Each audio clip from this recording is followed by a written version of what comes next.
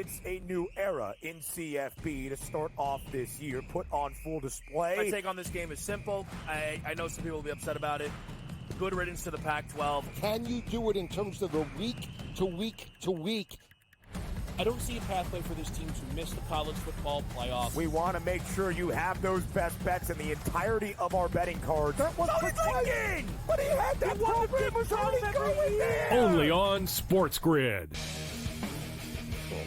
We live in a society right now where everybody's a snowflake, everybody's a cupcake, and everybody thinks that nothing is fair. Everything is like, it's not fair. We should have a better chance. We need more. You know what? I'm old enough to remember when you needed to have a perfect goddamn record to win a college football championship. That's the way it was. 11-1, too bad. Sports Rage tonight, only on SportsGrid. Fillet Indiana. They would smash them. What? Honestly. You listen to yourself speak. That's not a reality question. They have not played each other. You are using hypothetical. And they got embarrassed. As so many if teams they would do. have won that football, yes, that's you're but that's the thing, Johnny. No. The only argument is Indiana is a decent football team and a product of their environment. The early line, only on SportsGrid. He shouldn't need to hire outside help at this point to be able to help him, let alone outside help, Joe, that used to work for him. Until they get him out of the way, I just don't see how this gets any better. And like you said, who are you picking from? Because most people who know the league want nothing to do with the ownership group there with the Jets. Pharrell Coast to Coast, only on SportsGrid.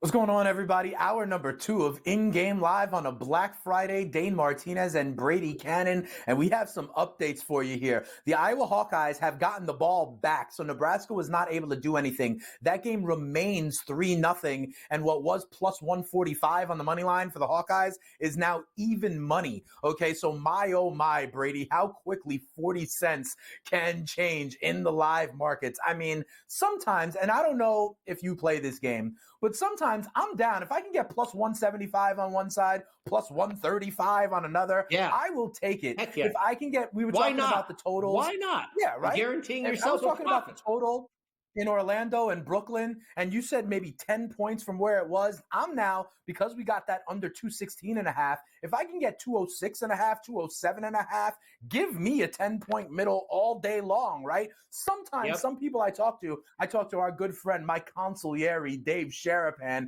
and he tells me sometimes I get a little too cute with that. But I don't know. I will take it. And then the bigger thing that I want to tell you about, this is huge, Brady. I told you before we went to the break, the Georgia Bulldogs went 3 and out. They punted right back to Georgia Tech. Georgia Tech, on the first play of their drive, hit about a 30-yard pass. They have just broken off another chunk run. They are in Georgia territory already, and it is now 7.5. It was 10.5 right when they had the ball, but then they drove and had 2 chunk plays. They're pretty much already in field goal range already. So I got to ask you, I am now staring at 7.5. Fundamentally here, I know Georgia Tech is off to a hot start. I know that these rivalry games breed, contempt and close scores. But I'll tell you right now, I'm keeping an eye on this one, because if I can get a touchdown or less for the Georgia Bulldogs, I would go ahead and take it. There is a lot of game to play. I believe in the adjustments Georgia can make. I believe ultimately Georgia is the better team. And you were saying it, Brady, there's plenty of times when these dogs come out, and by dogs, I mean not the underdog, I mean the Georgia Bulldogs. But there are a lot of times when these Georgia dogs come out slow to start, and then all of a sudden you see them blank the team in the second half. So I am intrigued to see what Georgia Tech can do here, because if we get a number that says 6.5 or better, I will go ahead and click submit on Georgia. What do you say, Brady?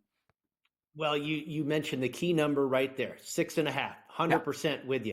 I don't want to now it's 9.5. So something happened. The drive stalled just a minute, but it's at the 29-yard line of the Georgia Bulldogs. Georgia Tech. Oh, absolutely. You don't want a field goal though. If you want to bet Georgia, you want a touchdown because that's going to push it under the 7.5.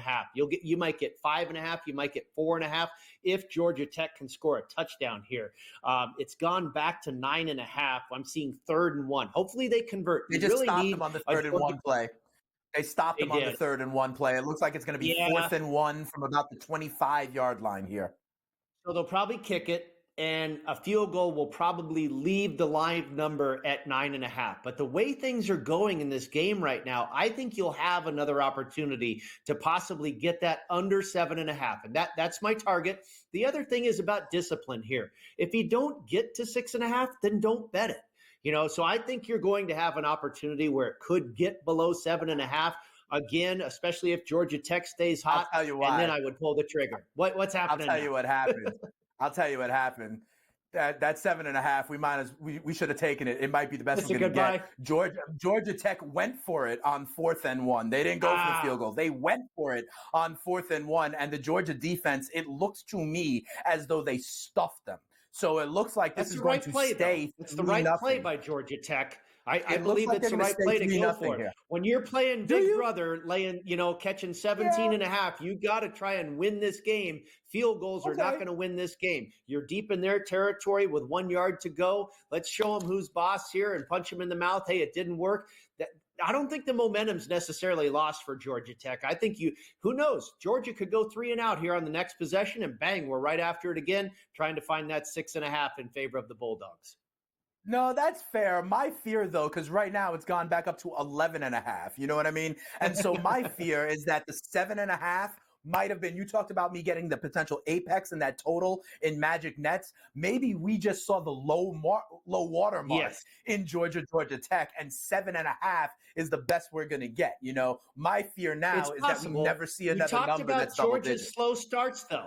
You talked about Georgia's slow starts. I think this might continue for another minute here. I think you might have another chance, my friend. All right, fair enough. We will see what Georgia does here. I am looking to bet Georgia. Here's the thing, okay? So we got to keep our eyes peeled on this. I am looking to find a way to get Georgia. Did I want them at 17.5? No. But as soon as, Georgia punted back to Georgia Tech, I thought 10.5 was tasty. Then we got a little greedy, Brady. I think we got a little greedy looking for the 6.5. I do believe that Georgia is going to win this game by double digits. And so now the fact that I could have had 7.5 may feel like the best I could have gotten, because Georgia is moving the ball here right now with a nice little completion here. They are around midfield. So I wonder if we are going, because here's the thing. Let me ask you, Brady. Let's say Georgia scores here. Let's say on this drive, Georgia scores, they get a touchdown, they're up 7-3. And then for all the stuff we're talking about where Georgia Tech looked good in the first quarter, there is a universe. I see 4:15 here left in the first quarter. There is still very easily where at the end of one quarter, it could be 7-3 Georgia, and that's the best we were ever going to see was 7.5, So sometimes I fear that when you hold and wait, it's like William Wallace at the Battle of York, if you remember Braveheart, right? When they're like, hold, when the horses are charging at them. Yes. And they've got the trees that have been shaven down into the point, and you say, hold. I get it. We were looking for the 6.5, but what if we never get single digits? What if we never get single digits again in this one? You can't nail that Magic Nets total all the time. You got that one spot on. Fair. I think you hit it at the high water market, high water mark in the market, I should say. That it's gambling, right? We gambled, but I think you might get back there again. I don't think this run by Georgia Tech is over yet. And you're right. If Georgia goes here and scores, you're probably never going to see it again. But I think we might have one more flip here if you get it. And if it gets to 7.5 again, maybe then you run to the window. But we'll see. And that's, again, it's what live wagering is all about, trying to find the exact right opportunity. And it's not easy.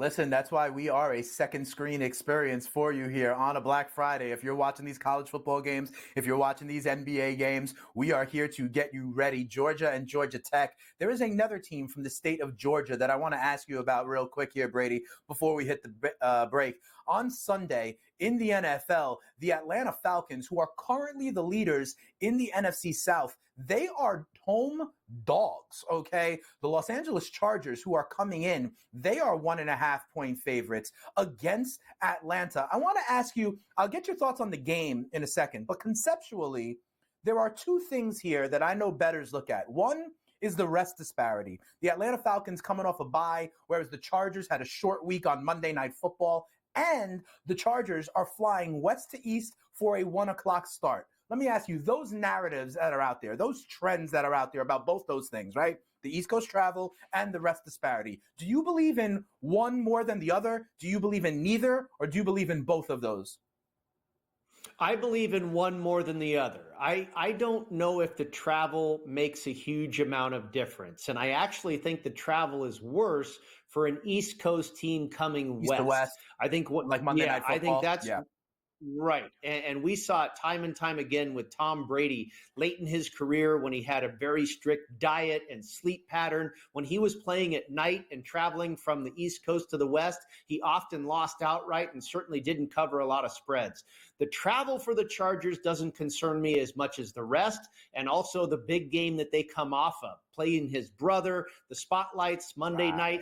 The situation is definitely a letdown going all the way to Atlanta. All right, we'll see if that means you can get to the window with the Atlanta Falcons, and we'll keep an eye on Georgia Tech when we come back on In-Game Live.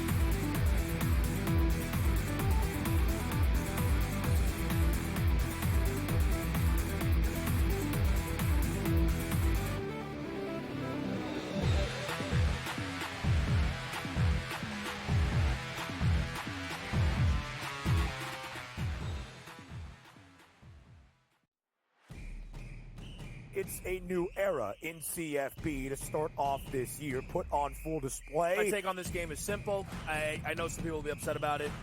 Good riddance to the Pac-12. Can you do it in terms of the week to week to week? I don't see a pathway for this team to miss the college football playoffs. We want to make sure you have those best bets in the entirety of our betting cards. That was thinking! But he had that program was already going there! Only on SportsGrid. We live in a society right now where everybody's a snowflake, everybody's a cupcake, and everybody thinks that nothing is fair. Everything is like, it's not fair. We should have a better chance. We need more. You know what? I'm old enough to remember when you needed to have a perfect goddamn record to win a college football championship. That's the way it was. 11-1, too bad. Sports Rage tonight, only on SportsGrid. Fillet Indiana. They would smash them. Honestly. You listen to yourself speak. That's not a reality question. They have not played each other. You are using hypothetical. And they got embarrassed. As so many if teams they would have do. won that football, yes, that's you're but that's the thing, guys. No. The only argument is Indiana is a decent football team and a product of their environment. The early line, only on SportsGrid. He shouldn't need to hire outside help at this point to be able to help him, let alone outside help, Joe, that used to work for him. Until they get him out of the way, I just don't see how this gets any better. And like you said, who are you picking from? Because most people who know the league want nothing to do with the ownership group there with the Jets. Pharrell Coast to Coast, only on SportsGrid.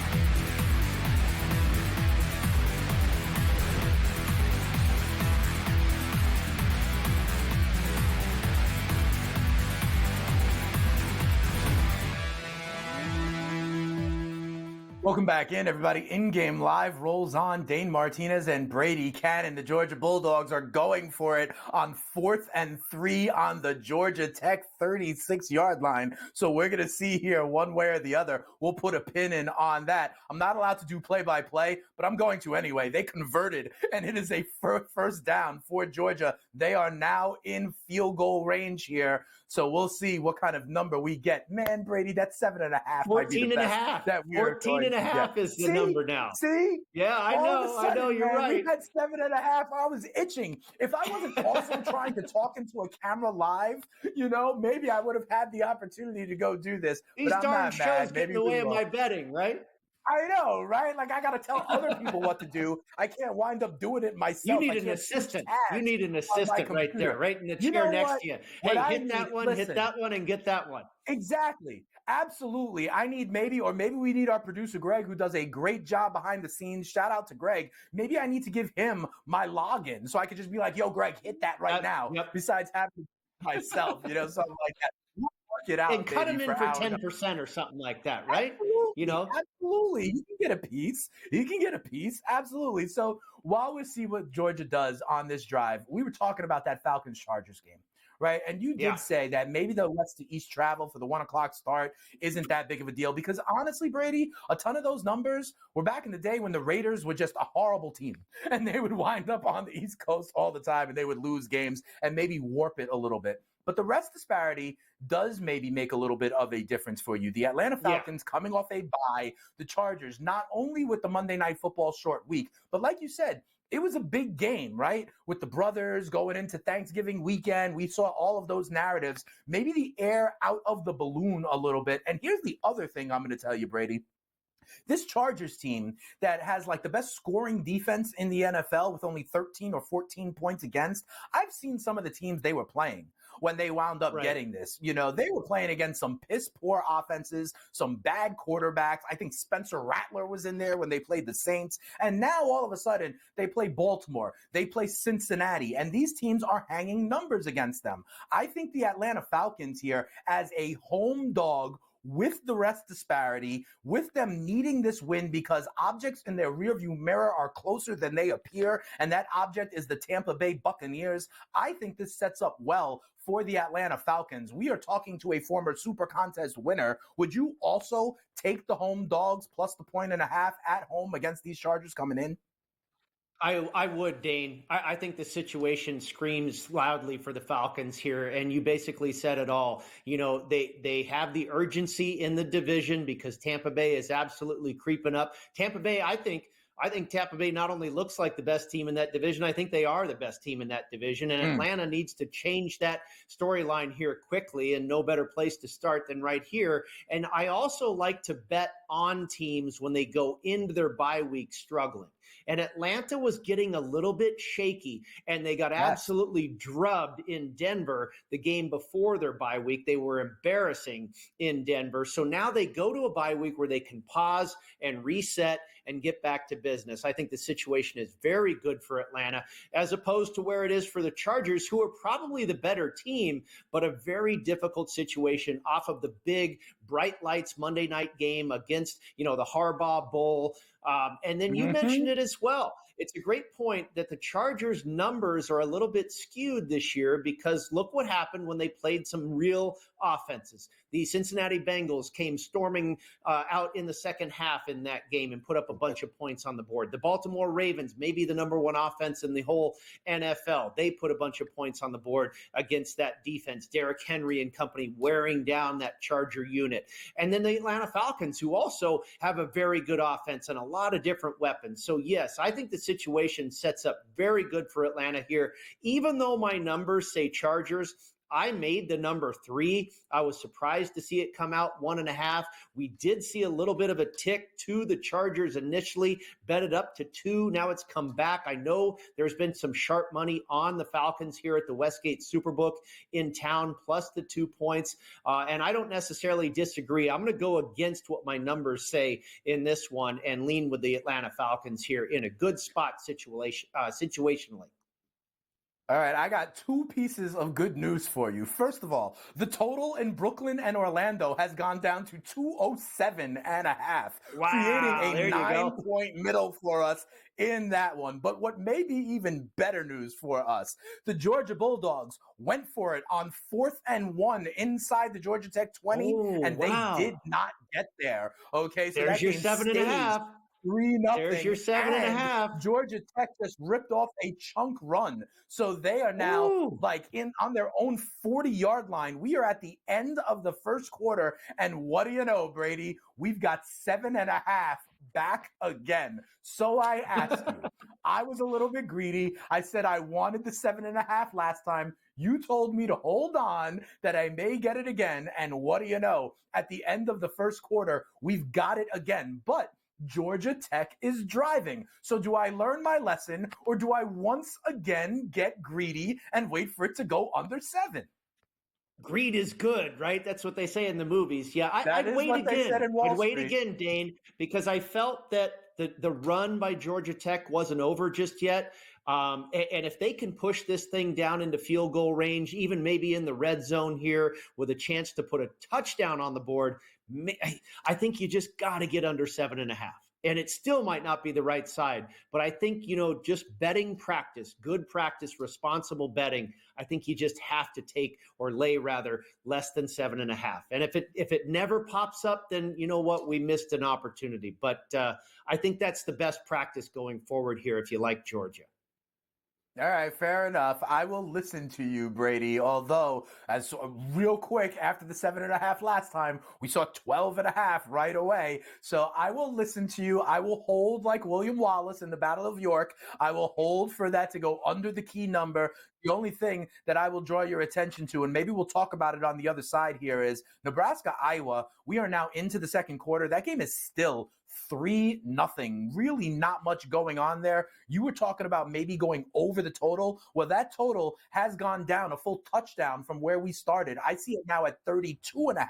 So I wonder if that's a number that you are comfortable going over with Iowa, Nebraska still only 3 points on the board early second quarter. We'll talk about that when we come back here on In-Game Live.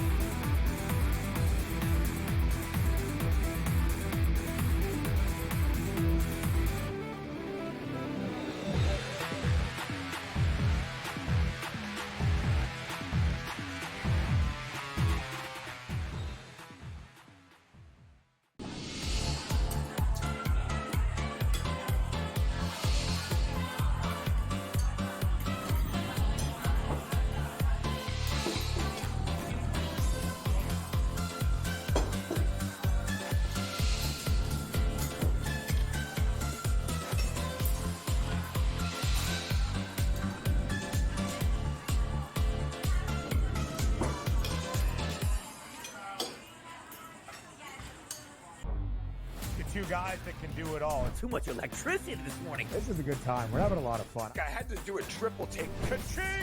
Why? Because of parity. I didn't mean to offend. Yeah, it's not going to happen. Load management is a dirty word. Let him rip. You know what? Circumstances provide the results. What? How do you do this once? Oh, Donnie, you got such a good show there. A network that is booming. The Early Line, only on SportsGrid.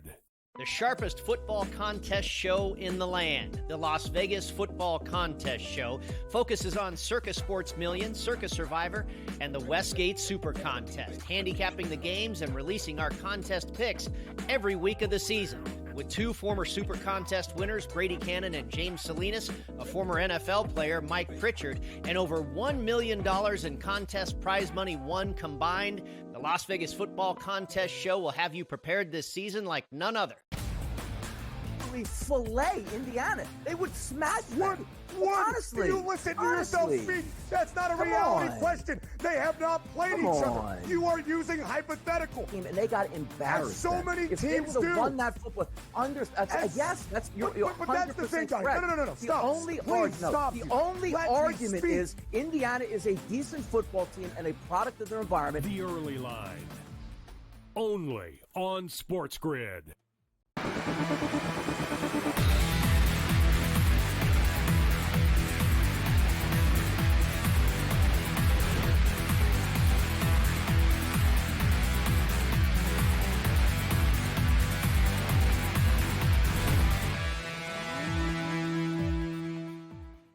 Welcome back in, everybody. In-game live on a Black Friday. Dane Martinez and Brady Cannon. And Brady, I know I should have listened to you, my friend, because Georgia Tech is moving the ball. They are on the Georgia side of the field. They are in field goal range on the 31-yard line, and we have 6.5. They just converted for a first down inside the Georgia 30. So we have 6.5 as the live number. Is this now the threshold? All I need is Georgia to come on back, win this game by a touchdown. They are the number 7 team in the country. And if they get this loss, if somehow Georgia Tech upsets Georgia, Georgia may not make the playoff. They could fall out of the playoff. I think this is high stakes for Kirby Smart. So now that it's only 6.5, this is a threshold where I think I'm going to go click submit. Or should I wait? Because now I'm worried. I mean, if Georgia Tech scores and they go up 10-0, maybe they could pull the outright upset. Yeah, there is certainly that possibility, and I don't think it is, I don't think it is anything to shrug off. I think it is absolutely possible. We talked about it, in previewing this game. Georgia Tech just upset Miami a couple weeks ago. Yep. That's a pretty darn good squad. I know a lot of people will argue that they didn't have a great schedule, but, they're still pretty darn good. And yeah, Georgia Tech, I think we have learned this year, is pretty darn good. I think they could pull this off. In the end, I think you and I both believe that Georgia is going to find a way to win this game. And if a 17.5, 19.5, a big favorite like that originally, if they're going to win the game, you would think they're going to win by a touchdown. So oh boy, down to 4.5, Dane. It's down to what is going on here? Because they're on the 10-yard line. You know what? They're moving the ball. They're on the 10. Now it flips, Dane. Now it flips. Now you can go ahead and lay a little better than $2 on the money line if you think Georgia's going to win this game. I saw minus 215. Well, now it's to minus 235. I don't think that's an awful price, considering this was at one time a 19-point favorite. Who knows what that money line was? Where would this go? Where would the money line go if Georgia Tech goes up 10-0, Brady? It's under $2. Could I get it under? Could I get it under $2? I think right? so. I think so. Yeah, for sure. Maybe minus 175, something like that. Yeah, if I can get Georgia on the money line at minus, because that's what would happen, right? Georgia, Georgia will pull this one out like 27-24 like the Kansas City or something Chiefs, like right? that. Exactly. They'd become the Kansas City Chiefs on that one. This one we have our eye on. And by the way, Brady, let me draw your attention to another matchup. The Boston Celtics have put up 33 points, and we still have 3 minutes left to go in the first quarter. Remember we were talking about this one? Remember I was telling you about the team total for the Celtics? Well, they are up by 10, 33-23. And let me also tell you about this one. Jaylen Brown, 3 3-pointers already. Jason Tatum, a 3-pointer already. Derek White, 2 for 3 beyond the arc already. I told you about the team total for the Celtics and their need to put their foot on the gas pedal. They've got 33 with 3 minutes still left. They're pacing to about a 35 to maybe 40 points in the first quarter. I told you, Brady, the Boston Celtics were going to come out firing. And look at this. That total that was the highest on the board, Brady, that closed at 243 is now up to 253.5. And I got to tell you something, because of where they stand in the NBA Cup, I'm not scared. I think Boston is going to score a big number tonight. Yeah, no, you nailed this one every which way. You had the team total on Boston. You had those prop bets with guys hitting over their 3-point total, 3.5. I mean, you are well on your way with still 2.5 minutes or so left in the very first quarter. I did turn my attention to that total, though, which, by the way, just dipped to 252.5. I think if you can get that at 253.5 or higher here in the next few minutes, I would look to that under. You know how it is in any NBA game, Dane, when these guys come out on fire and they're hitting 75% of their shots, that is not sustainable. So let's look for a key number on that total there and play it to the under, my man. You are hitting you've got all the numbers coming your way tonight, my friend.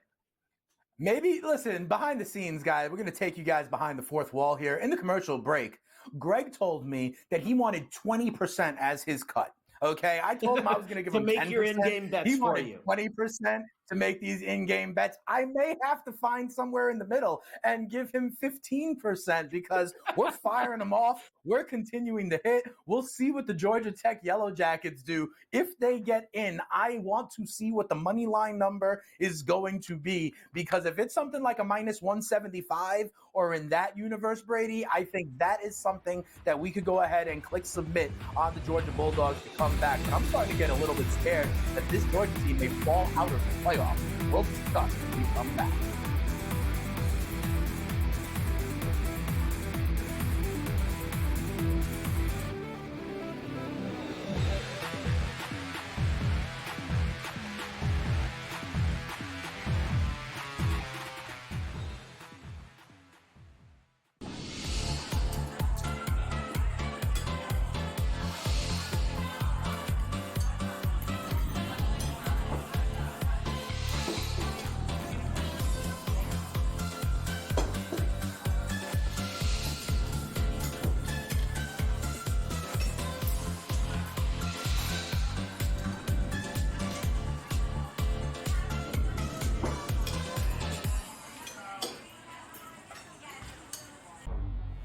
Two guys that can do it all. Too much electricity this morning. This is a good time. We're having a lot of fun. I had to do a triple take. Ka-ching!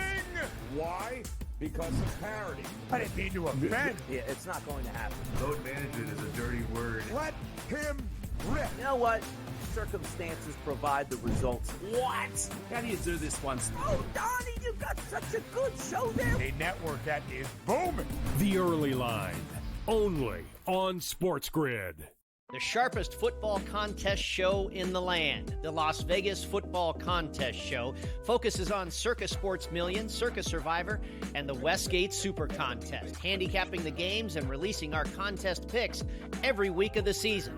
With two former Super Contest winners, Brady Cannon and James Salinas, a former NFL player, Mike Pritchard, and over $1 million in contest prize money won combined, the Las Vegas Football Contest Show will have you prepared this season like none other.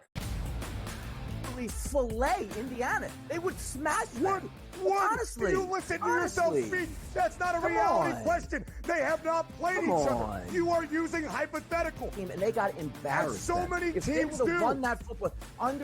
Yes, that's you're but that's the thing, Donnie. No. The only argument is Indiana is a decent football team and a product of their environment. The Early Line, only on SportsGrid.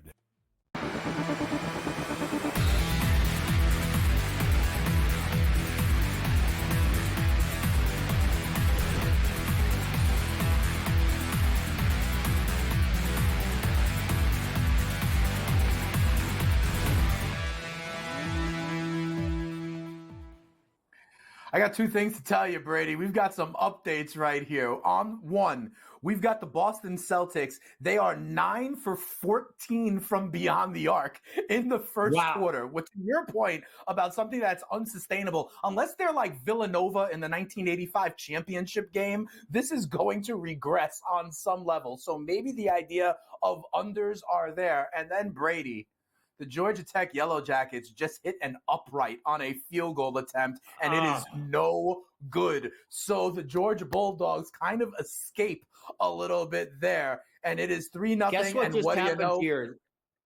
Yeah, all your that live numbers. 7.5 again.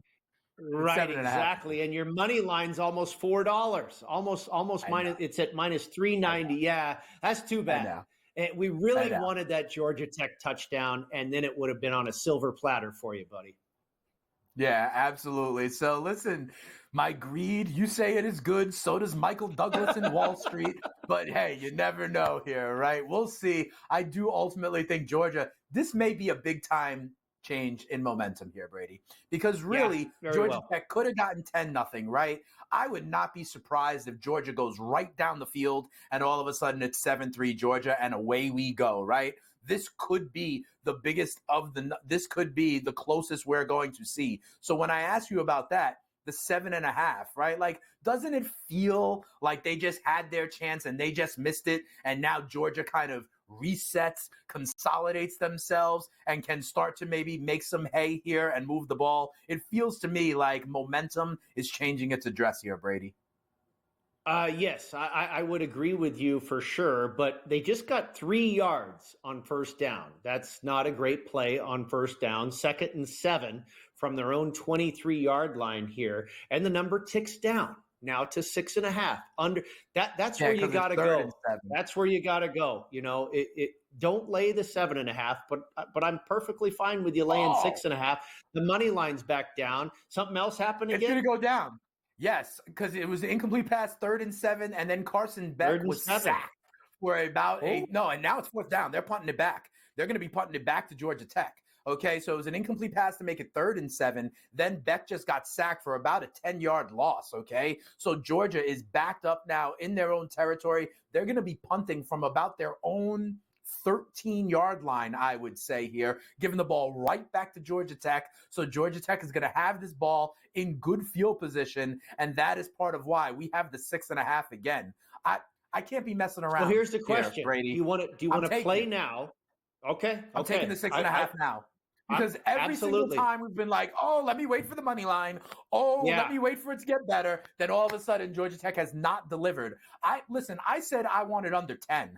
I now have under 7, and I've been flirting with this 7 key number so many times. Forget about it. Give me the Georgia Bulldogs minus 6.5 right now, Brady, because there is a lot of game left. And I think ultimately, eventually, the cream is going to rise to the top and Georgia is going to win this game going away. We may not be on air. We're only going to be on until 10 Eastern. We're not going to see the end of this game. I bet you, Brady, by the time we are off air, Georgia will already have this in hand. They will already be kind of calmer heads will prevail, and you're going to be happy that you had the 6.5, Brady. So I think now is the time under the key number of 7. Well, I don't really disagree with you at all. That's kind of what we've been shooting for all show long right here in the first half of this game, right? Now, we've had some opportunities where we thought, okay, maybe we can get even better here if Georgia Tech would just punch one in the end zone. They've had 2 chances to give us that opportunity in the live market. But again, responsible betting here, playing the number, the situation, 6.5 is way better than 7.5. So yeah, I'm fine pulling the trigger at this point. I agree with you that I think, later on in the second half here, there is absolutely going to be a time in this game where Georgia minus 6.5 is absolutely in play. I think you're okay here. You know what's interesting? You've got this game total now down to 34.5. The Nebraska-Iowa game, I talked about it getting under 30. They're now at 27.5. I mean, no points are being scored in either of these games. I don't know what kind of – I have a lot more faith about Georgia Tech putting some points on the scoreboard. This Nebraska-Iowa team could literally end 13-3 or something like that. I'm not going to mess with this one, and I'm not going to play over the total. I'm not going to set a target. I'm done live betting that game because it's like they're playing in quicksand over there in Iowa City. Yeah, maybe the tryptophan is still taking effect for some of these players that gorge themselves on Thanksgiving Day. I've got another one. We haven't talked about this one yet. Remember how I said it was odd, Brady, that the Detroit Pistons, who were 2-0 in the NBA Cup, against the 0-2 in the NBA Cup Indiana Pacers, we both thought the Pacers were a better team. They were the home team. They were laying 5.5. Well. The Detroit Pistons, however, are up 33-24 in this game, and it has flipped. We started with the Pacers as 5.5-point favorites. Now the Detroit Pistons are 2.5-point favorites. Is this an opportunity in your eyes, Brady? Indiana, I still think, is the better team. They are at home. The NBA is a game of runs. This is still in the first quarter. So you talk about the regression that could come on the Detroit side. You can now get the Pacers, who were 5.5-point favorites when this closed. You can get them plus 2.5 or plus 130 on the money line. Is that an opportunity in your eyes in the live market?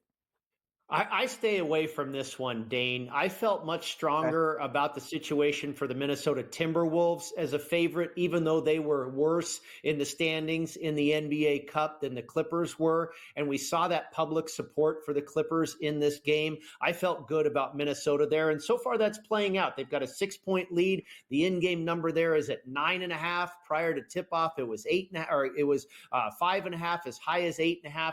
That's kind of going the way we thought it might. This Pistons-Pacers game is interesting, and I don't really want any part of it. Maybe the Pistons just have this, they've got some life in this NBA Cup, right? So maybe this is really something that they're leaning on, and they're playing inspired basketball here within this tournament within the season. And maybe they've just got the Pacers tonight. It looks that way right now. So even though we know as the course of the season plays out, Indiana is likely to be much better than the Detroit Pistons in the long haul. But it seems like the Pistons have found something with this little tournament, and I don't think I want to get in front of them here in this game. All right, that's fair. I mean, last year, the same thing happened with these Indiana Pacers, right? They kind of came out of nowhere and announced themselves in the NBA Cup. And here's another thing. I'm going back to Celtics Bulls. The Bulls are on a big 10-3 run to start the second quarter. This is now a 2-point game, Brady.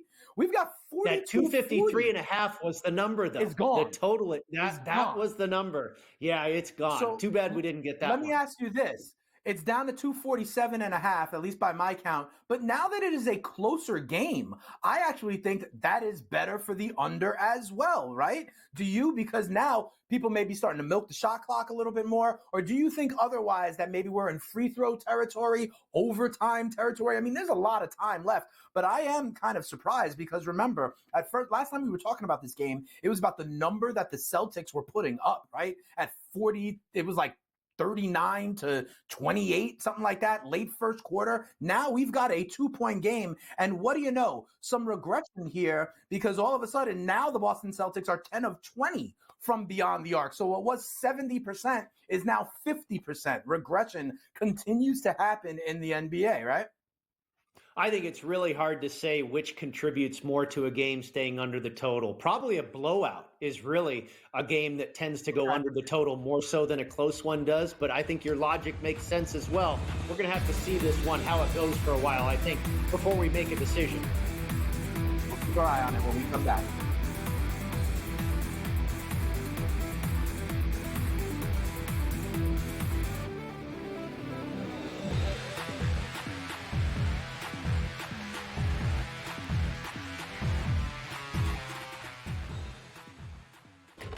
Enter into the magical world of McLuck.com, where even the smallest of spins can win real cash prizes. Adventure into over 1,000 of the best Vegas-style slot games. So what are you waiting for? Unlock your free welcome offer today. Join the fun where winners play and players win. It's a new era in CFP to start off this year, put on full display. My take on this game is simple. I know some people will be upset about it. Good riddance to the Pac-12. Can you do it in terms of the week to week to week? I don't see a pathway for this team to miss the college football playoffs. We want to make sure you have those best bets in the entirety of our betting cards. That was thinking! But he had that program was already going there! Only on SportsGrid. Tatum has fixed that hitch. He now shoots it at the top of his jump. His release is really pure. And right now he's shooting it at 49% from three. Now, I'm not saying he's going to shoot at 49% from three for the season. But if he's at 42.3%, Lord have mercy, look out below. Jason Tatum, right now, my number 6 player in the NBA. Betting above the rim. Only on SportsGrid. Right here with you on Pro Football Today on SportsGrid. Odds in motion, trying to see what lines have moved throughout the week. Never felt more comfortable in this set than I do for this year. I am ready. I'm just getting angry. The hot takes are going to be here all long, people. What in the world is going on in Miami, Dom? It's not particularly anything to shy away from just because many people are on top of it. Hot take, hot take. I think this line is asking you once again to take New Orleans. Pro Football Today. Only on SportsGrid.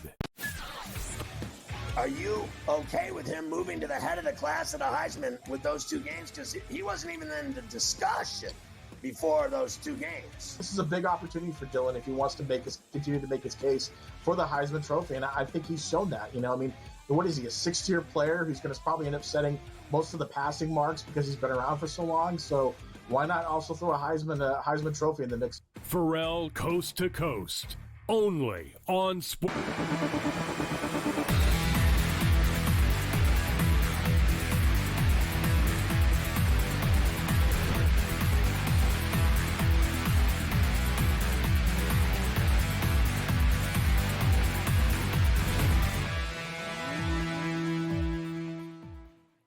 Welcome back in here, in-game live on a Black Friday. Dane Martinez and Brady Cannon. I can't wait, Brady, for next hour when Colby Dant joins us, because we're going to have something to talk about here with Georgia Tech, Georgia, and what that means. You know, we saw the same thing with Mississippi State, Ole Miss. What does that mean for some of these other rivalry games still on the horizon for tomorrow, right? So Georgia Tech has the ball in the red zone here on the Georgia 19. The live number is now 3.5.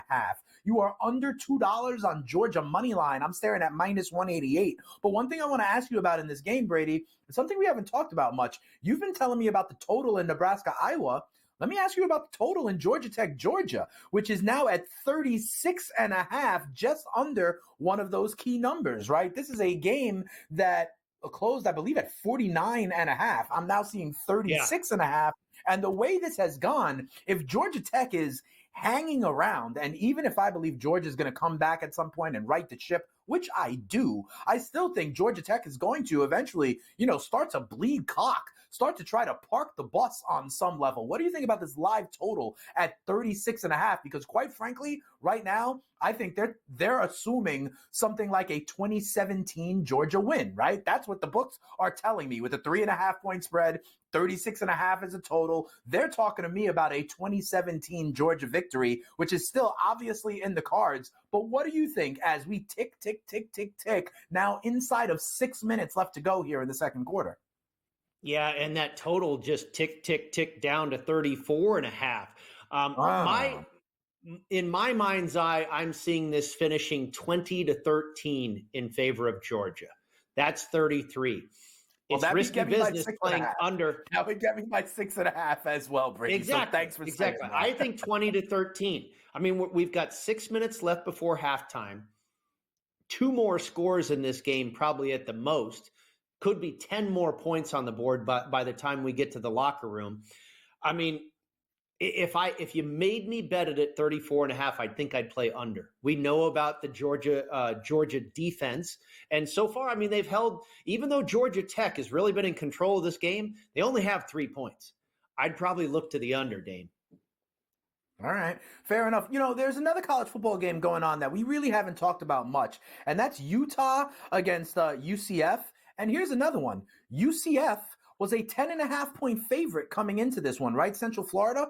Utah, however, is up 3-0 in this game late in the first quarter. What was 10.5 is now down to 3.5. We are seeing this everywhere in college football today.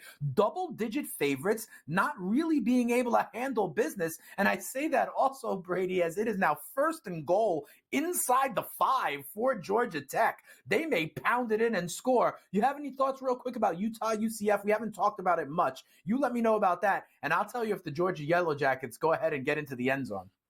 Yeah, now Georgia under a field goal, 2.5. Gosh, what a number that is on the Bulldogs, the money line at minus 130. I'll tell you what, Dane, we're going to go to commercial here pretty soon. Play the Utah Utes on the money line. I think this team is going to snap their 7-game losing streak and finally win a ball game. Let's remember, this team was picked to finish first in the Big 12. It has been an extremely disappointing season for Kyle Whittingham and company, and it hasn't exactly been a prosperous or a positive season for Gus Malzahn and UCF. I mean, they've been relatively disappointing as well. Now here they are as double-digit favorites, struggling in this game, down 3-0. Utah on the money line, it's locked up now, but I think I saw plus 124.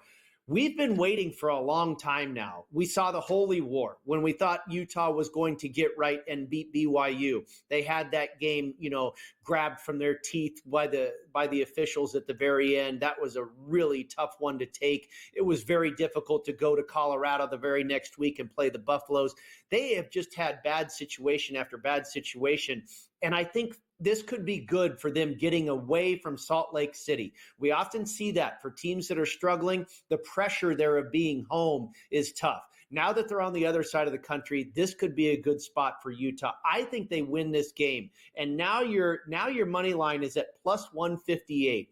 I think Utah's going to find a way to finally get a win here after losing their last 7 in a row.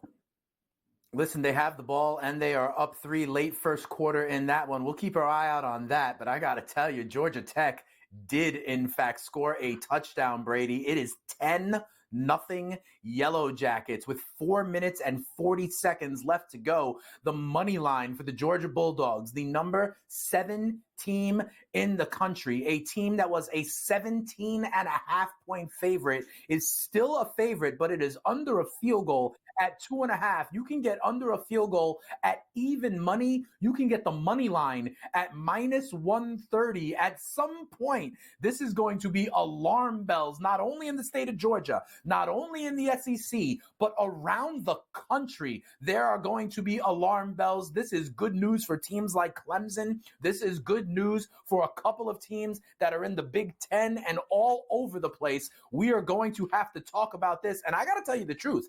There are some states where you can bet college props. There are other states where you cannot bet college props. I am going to be very interested if I can find a Carson Beck passing yards number in this one, because now in something that I would have never thought before, the game script is completely different than what we would have thought going in, right? Rushing is not going to happen much for the Georgia Bulldogs now. And let me tell you something. It's 3rd and 9 for Georgia. 2 incomplete passes, 1 that should have been intercepted off a tip. This is a problem for the Georgia Bulldogs. Let me ask you this, Brady. If they're no longer the favorite here, that's what I was going to say. Are we going to see a plus number next to the money line? We do. For the Georgia It's Bulldogs? even money. It's even money right now. They are the underdog. Georgia Tech is -128 on the money line. They're a 1.5-point favorite. This is amazing. Now, my prediction of a final score of 20-13 can still get there. You've got 4 minutes left in this half. Georgia fizzling out on this drive, if they do indeed fizzle out. They converted. Really Big down, crucial. big play. Big play. Okay, They converted on the 3rd down, thing. about a 25-yard, and that's why they're back to -138 on the money line, -1.5 on the spread here. So there was a chunk play on 3rd down. They get it to around midfield. They hit what might be their tight end down the seam. They are now on their own 45-yard line. This one is going to be fun, Brady. Injury timeout. We will discuss it when we come back, finishing up hour number 2 here on In Game Live.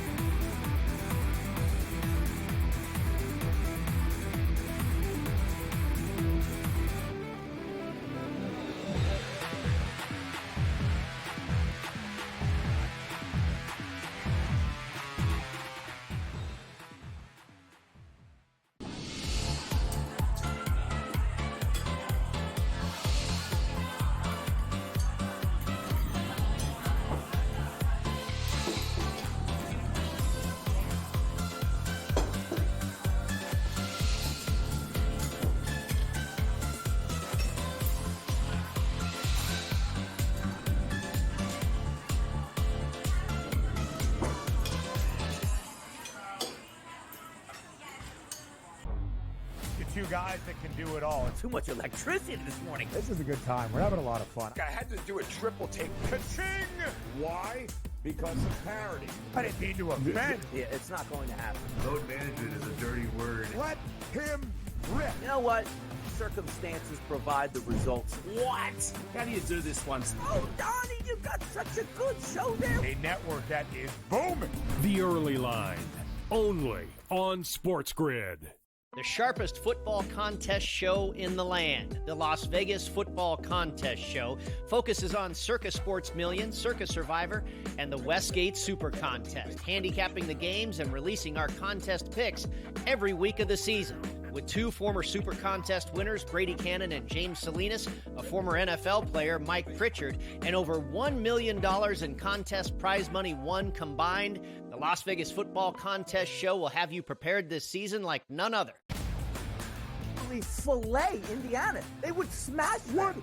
Honestly. You listen to yourself speak. That's not a reality question. They have not played each other. You are using hypothetical. And they got embarrassed. As so many if teams they would have do. won that football, yes, that's you're but that's the thing, John. No. The Stop. only argument is Indiana is a decent football team and a product of their environment. The Early Line, only on SportsGrid.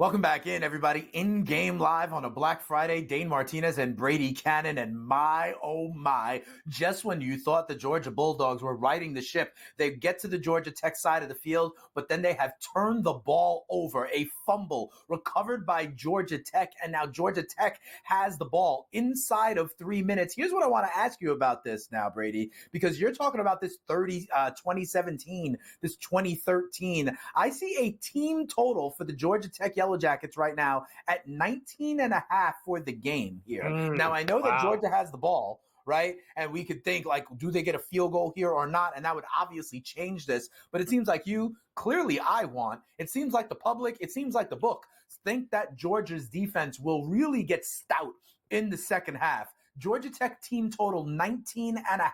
Are you still willing to go under, even though they have the ball here now with about 2 minutes left to go around midfield? Yes, I am. I'm going to stick to that. I think 20-13 is very possible here. We've seen that. And I just go back to what we have seen out of Georgia really all season long, it seems. They've been a great second half team. They kind of stall in the first half. I'm trying to remember exactly who it happened against, but it seemed like it was Kentucky. Was it a game against Ole Miss, if I recall? I can't remember the exact opponents, but there's been a few different times that I remember them starting off slow and then just suffocating their opponent in the second half. Now, I think they're dealing with a very well-coached team here in Georgia Tech. We saw that to begin the season in their win over Florida State, and they have come to play for sure, have the Yellow Jackets. If Georgia Tech can get to halftime and not allow Georgia Tech to score again, they might not score the rest of the game. I'm predicting 20 points out of the Bulldogs in the second half, and they might just hold them to 3 in Georgia Tech in the second half because we've seen that scenario before. I'm not going to say it's going to happen again, but we've seen that enough. I believe that there's a good chance it'll happen here again. I'm showing the 2-minute timeout now, 2-minute timeout, 3rd and 10 for Georgia Tech on their own 37-yard line. So not only is there a good chance that Georgia Tech will not score again in this half, there's a good chance that Georgia will score before we go to the break. So I'm still okay with your 6.5-point spread in favor of the Bulldogs. I think that's still very much in play here in the second half. If they can just take care of business for the final 2 minutes here, you're live come half number 2 here. All right, we'll see. This could be a big stop for Georgia. I think Tennessee was one of those games also where Georgia did not score early on in the game and wound up going away, winning against the Volunteers 31-17 in a matchup. Yeah. Here's the other one here. Georgia Tech has dropped to 18.5 point as a team total, and I think the books are thinking about it like you, Brady. The Georgia team total, even though they have squadouche so far, is at 19.5. With there you a go. little bit of there juice you go. to the over. So they're thinking about that 20-17 kind of final as well. Now, I was telling you about that I was, getting cute, getting greedy when I looked to the 7.5, but we have 1.5 right now. The Georgia Bulldogs minus 130 on the money line and the live total at 37.5. So all things kind of still in play, but Brady, this is a huge stop right here for Georgia because I'm with you and I still think it's live. But if this is 13-0, that's a lot different than 10-3 or 10-0 in this one going into half, right? I totally agree. I mean, and it impacts all these bets or possible bets that we're talking about here. The team total of 19.5, the spread of 6.5, the money line. I mean, again, if Georgia can hold Georgia Tech scoreless for the final 2 minutes here, then I think they have a great chance to win this game and cover a few numbers we've seen in the live market as well. All right, so this one is a big stop. We are inside or at 2 minutes right here. Georgia Tech with a 3rd and 10 on their own 37. We will see what happens because right now on the money line, Georgia Tech minus 113, Georgia minus 113. That's another bone I want to pick with you, Brady. Since when is the standard minus 113 on both sides as opposed to minus 110 on both sides? They're just getting not a great some price. props sometimes. Extra 3 cents there for the house, right? I know. I see sometimes where it's minus 115 on both sides. And, I'm thinking they're just getting the better. We got a touchdown in Iowa, by the way. Nebraska punched one in, finally broke the 3-0 score that seemed to be up there forever. They are just 38 seconds away from halftime there, and now 10-0 Cornhuskers. Yeah, and a third down conversion for Georgia Tech. They're on the Georgia side of the field, and we're going to talk about this with our guy, Colby Dant, when we come back here for the final hour of Dane and Brady on In Game Live.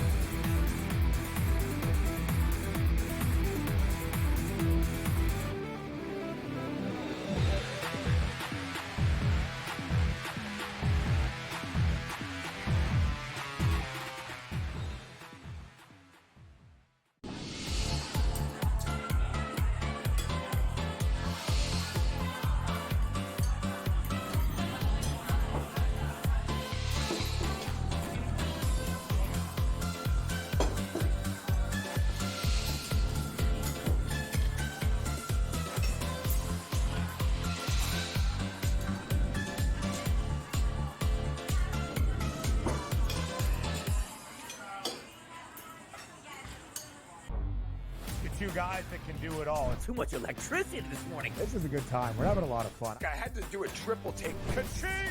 Why? Because of parity. I didn't mean to offend. Yeah, it's not going to happen. Load management is a dirty word. Let him rip. You know what? Circumstances provide the results. What? How do you do this once? Oh, Donnie, you've got such a good show there. A network that is booming. The Early Line, only on SportsGrid. The sharpest football contest show in the land, the Las Vegas Football Contest Show, focuses on Circus Sports Million, Circus Survivor, and the Westgate Super Contest, handicapping the games and releasing our contest picks every week of the season. With two former Super Contest winners, Brady Cannon and James Salinas, a former NFL player, Mike Pritchard, and over $1 million in contest prize money won combined, the Las Vegas Football Contest Show will have you prepared this season like none other. Fillet Indiana. They would smash them. What? Honestly. You listen to yourself speak. That's not a reality question. They have not played each other. You are using hypothetical. And they got embarrassed. As so many if teams they would have do. Won that football. Yes, that's you're but that's the thing, Johnny. No. Stop. The only argument is Indiana is a decent football team and a product of their environment. The Early Line, only on SportsGrid.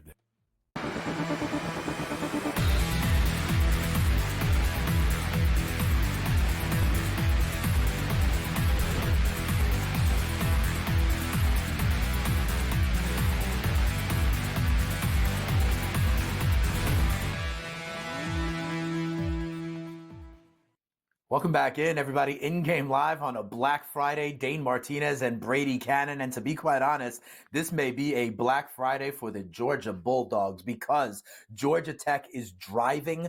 Georgia Tech is inside the red zone. Georgia Tech is now, Brady, 3.5-point favorites to beat the number 7 team in the country. You can get Georgia at plus 132 on the money line. Now it's plus 164. You can get 5.5 points for the Georgia Bulldogs here as Georgia Tech is moving the ball inside of a minute left to go. I mean, at this point, Brady, at some point, this is a 23-point swing, game, right? Yeah, 23-point swing from what it was prior to kickoff. Like they have first and goal on the 4-yard line, Brady. At what point do you just stop chasing bad money here? Right? Like, you stop now. You stop now. Stop now, no, right? you just got to hope. Yeah, absolutely. I mean, you hope, but possibly the small chance that you can hold them to a field goal here. We can still get to that 20-13. But yeah, no, you don't make more bad bets after one bad bet, right? So no, what a wild game here. Really exciting. But what about this possibility, Dane? If Georgia does go on to lose outright tonight, can you imagine? When you expand the college football playoff, not 4 teams, not 6 teams, not 8 teams, 12 no teams. Georgia, no Bama. And there's no Georgia, no Alabama. Come on. What's going on? I know. all of a sudden you're going to see the SEC start to write letters about it needs to be 16 teams. That's what you're going to see. You're going to see the NCAA trying to find a way to emergency expand the field. That's what I think you're going to see. But here's what I'm talking about. This has ripple effects. Like, obviously, there's still a whole half of football left to go. It's now 3rd and goal, right? So if it becomes 13-0 instead of, say, 17-0, Georgia could be very live to wind up coming back and win this game. Let's not put the cart before the horse here on this one, right? This is a big 3rd and goal to see what Georgia Tech can do with 38 seconds left. Do you go for it? Do you go for it on 4th? Do you go for it on 4th down? No. You kick it, huh? No. You kick it if you're Georgia Tech? I would kick it. Ooh, they're going to replay this one. They are calling a Georgia Tech touchdown. They extended the drive. They extended the play. He rolled out, hit Jamal Haynes. I'm not sure. He was on the sideline and he dove. I am not sure if he got in. We are going to have to see a ton of replays. They are calling it a touchdown right now. They are calling this Georgia Tech touchdown, which would make it looks like he is in. It looks like he is in. And you know who else is in for us? Colby Dant is in for us. I'm seeing the pylon cam right now, and he did not go out of bounds. He hit the pylon, and he is in. This is now, Colby, as we bring him in, this is Georgia Tech, 17-0 against the Georgia Bulldogs. The same Georgia Bulldogs who were 17.5-point favorites when this game started are now down, it looks like, by 17 points. Brady and I have been talking about not only this game, we were talking about trying to get Georgia live at like the money line at -2, at +2.5, at -2.5, at -6.5. But we now have to change the conversation, because if the Georgia Bulldogs go down, the ripple effects on college football will be huge. And what I want to ask you is, let's spin it forward. What do you think that means for a game? I don't know, like Clemson, South Carolina tomorrow, for example, if all of a sudden Georgia could be falling out of the field with this debilitating loss, Colby. Well, yeah, Georgia wouldn't be all the way out of the field, because if they win next week, they're in automatically. But I do think it changes the narrative for the ACC. I think if South Carolina loses to Clemson and Georgia Tech beats Georgia, you're sitting there saying, wait a second, the ACC's got 3 teams that are very worthy. You also have an ACC partner in Notre Dame that has beaten Texas A&M that might be playing for the SEC championship as well. So I think it changes the narrative completely. And, and in my opinion, if Tennessee was up 10-0 on Georgia at halftime, Georgia came back and won. If Georgia Tech hangs on to this, I think the ratings should reflect that the SEC is down, because I think that's the reality. And that's what you see with Alabama losing to 6-6 teams, 6-5 teams right now, but they're favored to be 6-6, or they're projected to be 6-6 with Vanderbilt and Oklahoma. I think that's the reality of it. And I think NIL has kind of changed this whole game and the transfer portal. And I find it convenient that all this has happened, at the same time, as you have the 12-team playoff. And I just think the conference is still the best conference, like top to bottom, but it's just not as elite as it was. Yeah, maybe a little more parity in college football, becoming more like the NFL. We know the parity for the guys that play on Sunday. But Colby, great to have you back on again. I was telling Dane before you joined us, I said, I will bet a lot of money that Colby had 17.5, 18, 19 points, whatever it was, with Georgia Tech in this game. You nod your head. I was right about that. But more importantly, now you can get Georgia +7.5. Do you look for a little middle?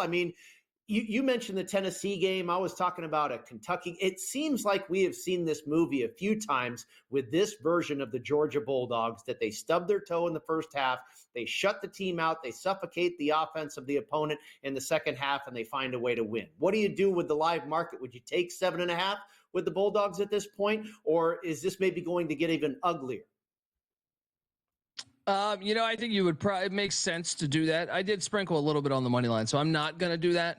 But it would make sense to me. I do think Georgia will make the game closer. But the difference between the Tennessee angle and this, to me, is I think Tennessee's offense isn't good. I know that it starts, if you look at it statistically, They had like a couple 700-yard game performances against Chattanooga and UTEP and Kent State, and that dilutes all the numbers. Georgia Tech's offensive line has controlled this game, and when you had Haynes King when he's healthy, who's a versatile quarterback, I do think it is the kryptonite to beating how you beat Georgia. I think if you have a dominant line play, mobile quarterback with athletes on the perimeter, which is exactly with Singleton and the guy Haynes you just saw score the touchdown, Jamal Haynes, they have that. They have that recipe. So I do think Georgia Tech, can win this game. I mean, there's a reason why I sprinkled on it, but it'll be interesting. I think they have a little bit more offensive tools than Tennessee does. So when Tennessee was up 10-0,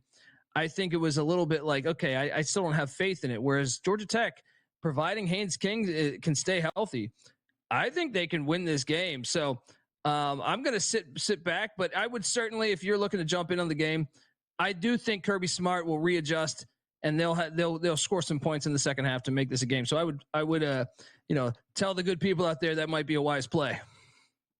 All right, fair enough. Right now it is 6.5 live on the Georgia side, plus 210 on the money line. The other way to potentially play this, if you think that Georgia is going to kind of come back a little bit here, the live total is 41.5. We saw it into the high 30s. So if you think there is an opportunity for Georgia to make this competitive, it would be competitive with both teams getting into the 20s, right? So the live total of 41.5 is interesting as well. When we come back here, Colby, I've got so much more to ask you because there are ripple effects left and right. We'll talk about some of these big-time games tomorrow, and we have seen this. Listen, Ole Miss was like a 24.5-point favorite against Mississippi State. They won by only, I think, 12. We've got a bunch of rivalry games. I want to find out who you also believe could be on upset alert or where at least the points are smart, and it sounds like you and I may have some Heisman tickets that we need to talk about as well. So we'll do that on the other side here on In Game Live.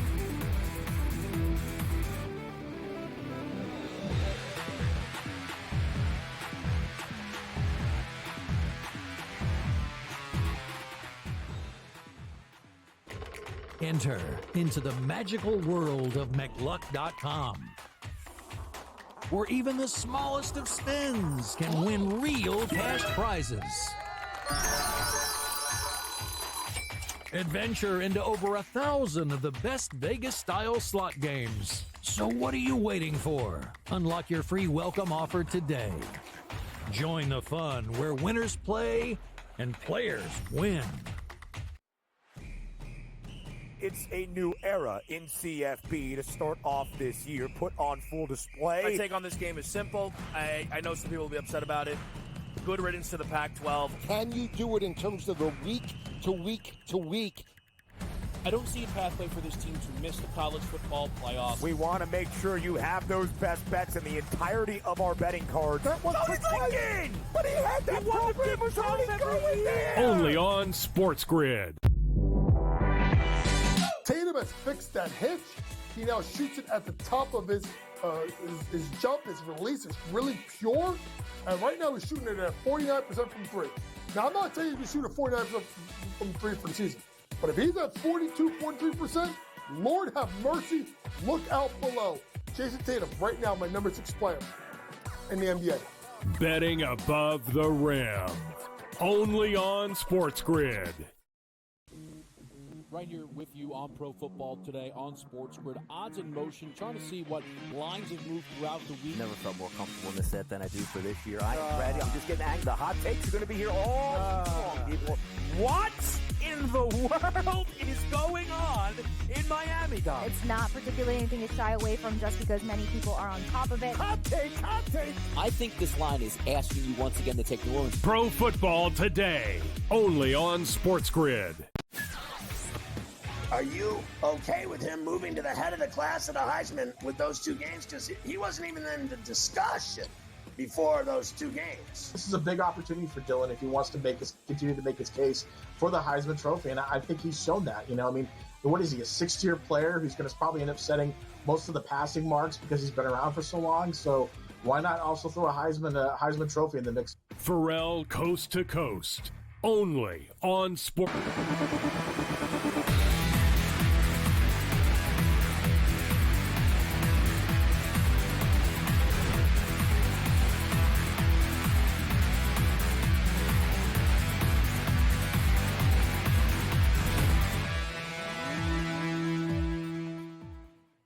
Welcome back in, everybody. In-game live on a Black Friday. Dane Martinez, Brady Cannon, and we continue to be joined by our guy, Colby. Dan, I will let you know that Georgia missed a 53-yard field goal going into half, so it is, in fact, 17-0 for Georgia Tech right here. You can get the Georgia Bulldogs at plus 230 on the money line, plus 6.5 points, and 40.5 is the new total. But here at halftime, let me zoom out a little bit here when we have Colby. I got to ask you, I mentioned the Egg Bowl as well, Colby, because in these rivalry weekend games where I'm seeing big numbers, you know, I talked to Brady about, like, in the Egg Bowl, for example, these kids played against each other in high school. These kids were in summer camps against each other, right? And there is some animosity. So let's spin it forward. I mean, Notre Dame, USC, where the Irish need to kind of win to maintain their standing. We've got Miami, Syracuse in the ACC. That SMU game becomes big in the ACC. You were talking about that. Then we've got the Iron Bowl, for goodness sakes, where Auburn, Alabama could look something like this. Not to mention Texas A&M. If you had to pick who on those kind of teams may also be on upset alert, or places where you just think the points are way too many on tomorrow's game? I love Texas A&M from the start. I think, Quinn Ewers not 100% in big games. He's struggled for the most part, with the exception of maybe the Alabama game a season ago in Tuscaloosa. But he struggled, in that Washington game in the playoffs. Some of the Red River shootout a year ago, not this year, but a year ago. Some of the big spotlights, he's still yet to prove it to me. And he's not 100%. And you get Mike Elko, who's been prepping, I think is, And another thing is Texas has been getting by really on they're good, but I don't know how good they are because they've played so many backup quarterbacks over the past. They had 7 backup quarterbacks on the schedule last year that they played. This year, I think we're at 5 or 6 right now. Depending how you deem Alex Orji. Their O-line is great, but to me, that's the strength of Texas A&M is their defensive line. So I think they match up well. It's at home. I think A&M is live to win that game. But I'm with you. I see a lot of other ones too. I mean, I think Vanderbilt is going to give Tennessee fits. Tennessee's offense to me is challenged. And to me, you got to go on the road, even though I think the Vol fans will show up and that might help some. I think Vanderbilt, with how balanced they can be when Diego Pavia is going, I think they're live to at least cover that game, maybe even win it outright. I like some of the other ones you mentioned. I think USC, Notre Dame has played okay. If you take away Navy and Army, which can't use athletic scholarships, they haven't really played any good teams since the Louisville game, which was a long time ago. They played Georgia Tech, but they didn't have Haynes King that game. So I think USC can do exactly what Louisville can do. Very similar teams to me. Whereas as if you go back and watch that Louisville game, a block punt for a touchdown was pretty much the difference in that game. So I think USC is live. Another thing is that Louisville game was in South Bend. You got to go all the way to LA. I think USC is going to be able to cover that and maybe even win that game outright. I also like Syracuse in the point. So I'm on a lot of these dogs. Iron Bowl though, I like Bama. But I think Syracuse, they just threw for over 400 yards last week. You look at Miami's pass defense, it's been terrible this year. I actually think they're probably the worst defense even being talked about to make the 12-team playoff. And the fact they got to hit the road and those skill position players for Syracuse, specifically at the receiver and tight end spot with Rondé Gadsden Jr., I think they can pose a lot of mismatches for the Canes. So I do think Q's in the points is the play. I also would not be surprised if they won that thing outright. Colby, I'm glad to hear that you are a supporter of the Aggies of Texas A&M because I took the 5.5 with Texas A&M as well. We'll get back into the previews for Saturday, but Dane and I were talking about another game here that is going on in Central Florida. The Central Florida Knights hosting the Utah Utes. Both teams pretty disappointing seasons, especially for Kyle winning Utah. And back when it was 3-0, I said, Dane, bet Utah on the money line. I now to Salt Lake City on the road. I think this is finally a spot where they're going to snap that losing streak and get a victory. It's now 10-0 in favor of Utah. Would you agree with my assessment? Was this a good night for Utah to finally get back in the win column? Yeah, I mean, I took the Utes, but I this game, I actually thought this would actually, beginning of the year, to show you where my projections were, I thought this would decide one of the teams I was way off. But I took the Utes mainly because I thought that they probably should have won the game last week against Iowa State if they didn't fumble the ball on a handoff within their own 20-yard line. And I think they play up. The culture there is still strong, whereas you look at UCF and Gus Malzahn, I don't even know. You had a bunch of the team hit the transfer portal mid-season. Like starting players just said, hey, you know what? I'm going to the transfer portal mid-season. So I just wonder about, the situation, the pulse of that locker room. That's really my analysis of why I went with Utah. And I'm not surprised they're up 10-0 just because I don't know that Gus Malzahn's the guy there for them in the future. Hey, Colby, I want to ask you about the Heisman real quick here. Travis Hunter with another 3 touchdowns and an interception. He is now today zoomed to like minus 10,000 in some books. Ashton Genty going to now like 25-1, 30-1. And I get it, okay? The two-way player doing things we haven't seen since Deion, since Woodson. But honestly, Colby, what Genty is doing, we also haven't seen in a very long time. I mean, the man went 37 for 226 so far. Anytime a running back has put up the numbers he is putting up, he gets a Heisman as well. I understand it's probably going to be Hunter, but I guess the way I'd frame the question is this. It's just a damn shame that they're going to wind up denying a kid like Genty with the season he's had too, right, Colby? Oh, yeah. I mean, he's a fantastic running back, and he's the best I can recall, in a while at least. But at the same time, Travis Hunter, and I know you mentioned Charles Woodson and Deion Sanders. I would even push it further than that. Charles Woodson and Deion Sanders they were not this dominant at playing wide receiver. And you have to go back to like the 30s or 40s when like Slinging Sammy Ball was leading the NFL in interceptions while he was throwing for passing touchdowns. It's really remarkable what Travis Hunter's doing. And sometimes I feel like the people don't really grasp just how ridiculous it is what he's doing on both sides of the ball. No, it's absolutely amazing. I am with you. When we come back on the other side, Colby, I want to ask you another question about Boise State as it relates to the buys in this playoff. And we will also talk about some of the games here on the horizon on Saturday where chaos may reign supreme. We'll continue to do that when we come back here on In Game Live.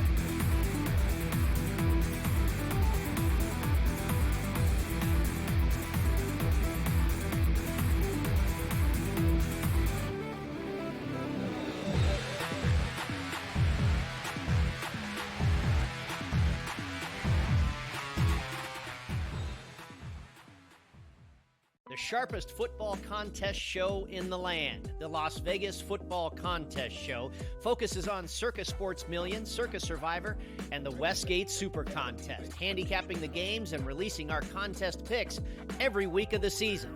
With 2 former Super Contest winners, Brady Cannon and James Salinas, a former NFL player, Mike Pritchard, and over $1 million in contest prize money won combined, the Las Vegas Football Contest Show will have you prepared this season like none other.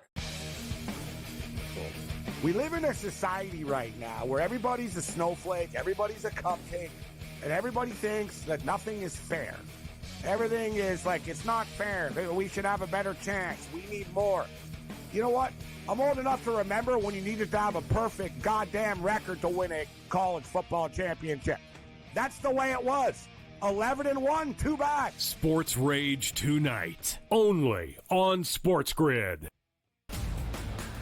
Grandma Bear, who owns the football team, probably comes in, gives a little, oh, man, you're such a good little boy out there. Congratulations, the way you coach this football team. I'm never going to fire you. Totally, I missed you pinching your own cheek as I was looking down and did not know we were getting. Oh, Donnie, you got such a good show there with that guy named Ben. Like, that's what your grandma will do to you when you go see her on Thanksgiving or Christmas, The Early Line, only on SportsGrid.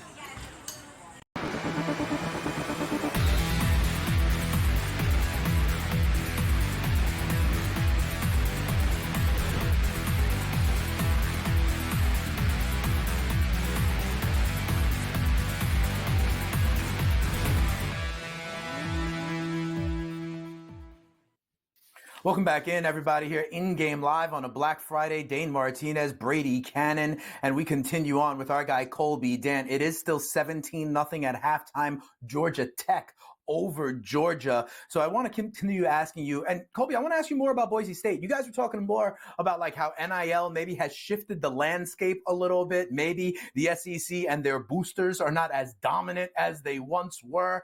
I got to ask you, is Boise State going to wind up with that fourth bye in the college football playoff against a team that maybe is like an Arizona State or someone out of the Big 12? Because I think I'm a fan of Genty. They hung with number 1 Oregon. I understand they have losses to teams in the Big 12. But what do you say here? If Boise State goes ahead and wins that conference, do they get that fourth bye in the playoff, in your opinion?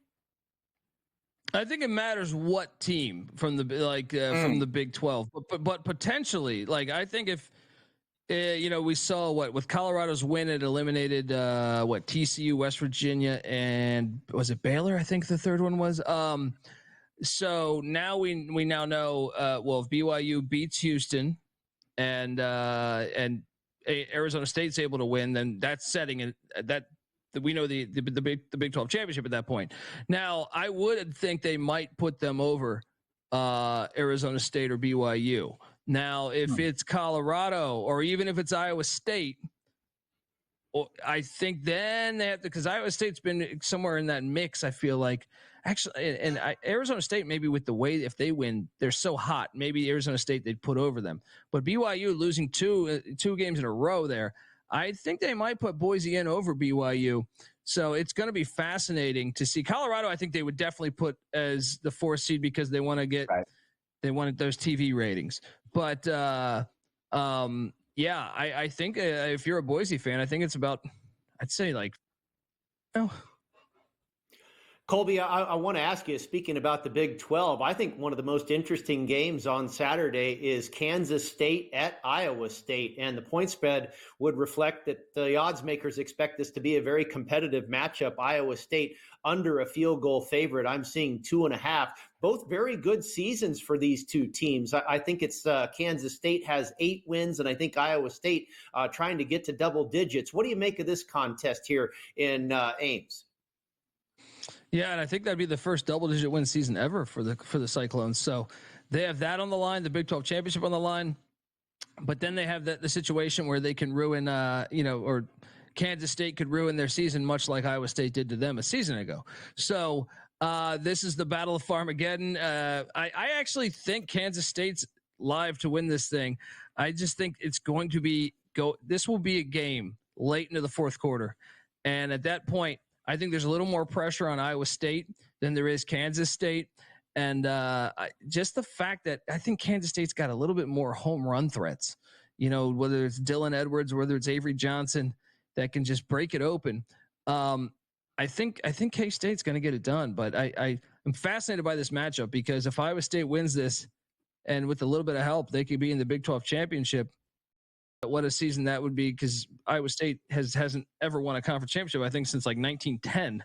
So fascinating, but I kind of teeter with the Wildcats there.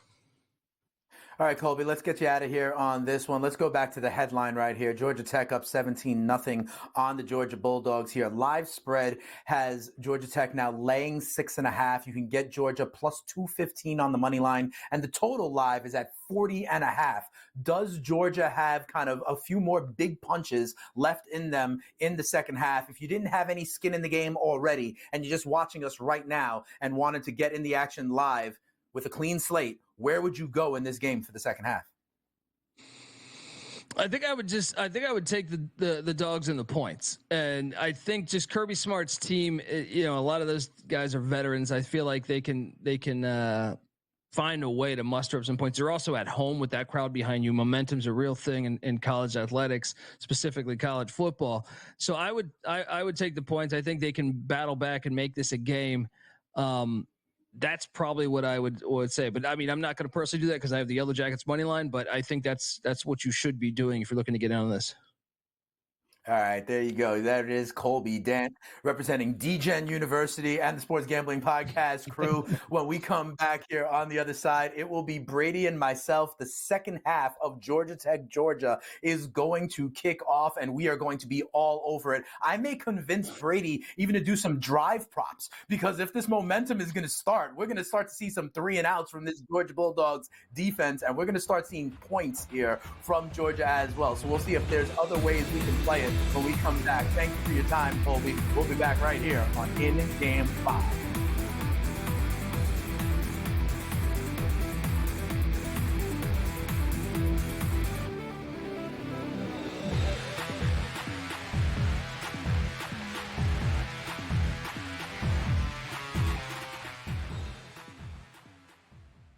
The sharpest football contest show in the land, the Las Vegas Football Contest Show, focuses on Circus Sports Million, Circus Survivor, and the Westgate Super Contest, handicapping the games and releasing our contest picks every week of the season. With 2 former Super Contest winners, Brady Cannon and James Salinas, a former NFL player, Mike Pritchard, and over $1 million in contest prize money won combined, the Las Vegas Football Contest Show will have you prepared this season like none other. We live in a society right now where everybody's a snowflake, everybody's a cupcake, and everybody thinks that nothing is fair. Everything is like, it's not fair. We should have a better chance. We need more. You know what? I'm old enough to remember when you needed to have a perfect goddamn record to win a college football championship. That's the way it was.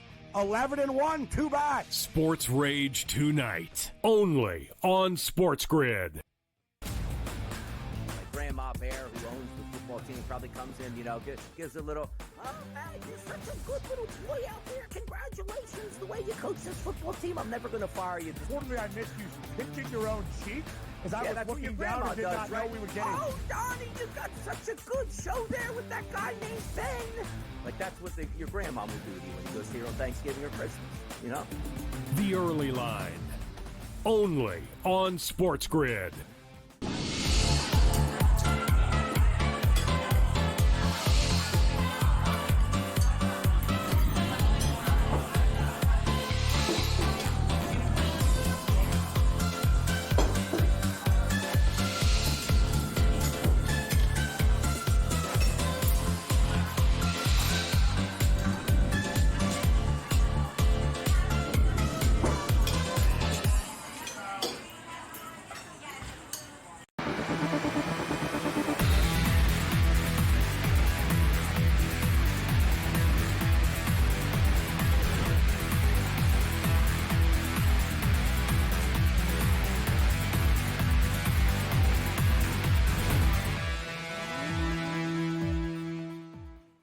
Welcome back in, everybody. In-Game Live rolls on a Black Friday. Dane Martinez and Brady Cannon. We are about to get the second half going in what really could be the highlight around college football here on Black Friday. The Georgia Tech Yellow Jackets are up 17-0 in Georgia on Black Friday with everything on the line for the Georgia Bulldogs. I guess, though, Brady, Colby makes a good point, right? Because Georgia is already locked in the SEC championship game, I believe, right? Yeah. So even if they wind up losing this game, if they somehow still win next week against whoever it is on the other side, they're guaranteed in as the SEC champion, no? Yeah, and I had forgotten about that, admittedly. I knew they were already a lock in that game, but I forgot there was that automatic bid. And I was just thinking 3-loss team, right? I mean, that seems to be the magic number. If you've got 3 losses, you're not getting in. We'll see if that's the case with what could be Georgia and what could be Alabama. We will see. But you're right. They'll have one more shot if they beat whether it's Texas or Texas A&M next week in the SEC championship. Then, yeah, they're going to be just fine. And maybe that was a great angle to bet against them this week. In not only the rivalry week, and we know how underdogs are typically the right side in these highly contested, age-old rivalry contests, but Georgia was possibly looking ahead, like, or maybe let down their guard just a minute. Like, we know we're okay. We just win next week. I don't know that I could be, playing psychologist from the sidelines here a little bit much. And it's easy to say hindsight's 2020, right? But maybe that look ahead spot was possibly a factor here in what has happened so far in this, not a loss just yet, but a first half loss to Georgia Tech. Listen, and they're showing how Georgia Tech has been up on Georgia 20-0 at halftime 2 other times. In 1978, Georgia came back to win 29-28. In 2013, Georgia came back to win in double overtime 41-34. That would get me minus the 6.5 as well, if that could happen. Let me ask you this, because I love in the NFL when I'm doing in-game live, I love when the game script gets a little out of control, looking at some of the props here. And I have one to bring to your attention here. We've got Carson Beck, who has 109 passing yards on the day. They are hanging 280.5 for him. You got to think that Georgia is going to be throwing, and even more throwing the rest of the way. I love it when you can, in essence, abandon the game plan, right, and have no fidelity to the balance anymore. I look for this in the NFL a lot on a Sunday, Brady. I look for teams that are up or down by 2 scores, getting the trailing team's quarterback and their attempts prop, their yards prop, getting the team that is up by 2 scores, looking at that running back for the rushing props, looking at the unders in the rushing yards for the team that is down by 2 scores, thinking that the game script is going to have a huge impact. What do you think about Beck throwing the ball pretty much a ton in this one? I think, listen, whether they get all the way back or not, one thing I know is that Georgia, they may not completely abandon the run, but it's going to be a little bit more slanted than we would have thought. What about that prop for Carson Beck? Well, I think your thinking is spot on. There's no doubt about it that he's going to have to make some throws. I'd probably, if it's available, I'd probably rather play over on attempts than yardage. I mean, they're talking about him getting to almost 300 yards passing. You set that up there and you were throwing out the number 200. Then you went all the way to like 280 or something. You said, I was like, whoa, that's big. I don't like the number because all you have to do is miss a few throws and you're going to be behind the 8 ball. I would probably take the under on the yardage, but I definitely might go over on attempts because, yeah, absolutely he's going to have to throw the ball. But again, I think especially when you're dealing with the marquee players, the stars in the prop market, I think in general, you're probably going to make a profit over time if you bet against human achievement. If you're betting more so on unders and no rather than yeses and overs, I think in general, you're better off in the long run. Yeah, no, I think that makes sense also because, the public loves to bet the over, right? So that's going to inch those numbers up. And they want to see these right? stars have success. They want to see the scoreboard get lit on fire.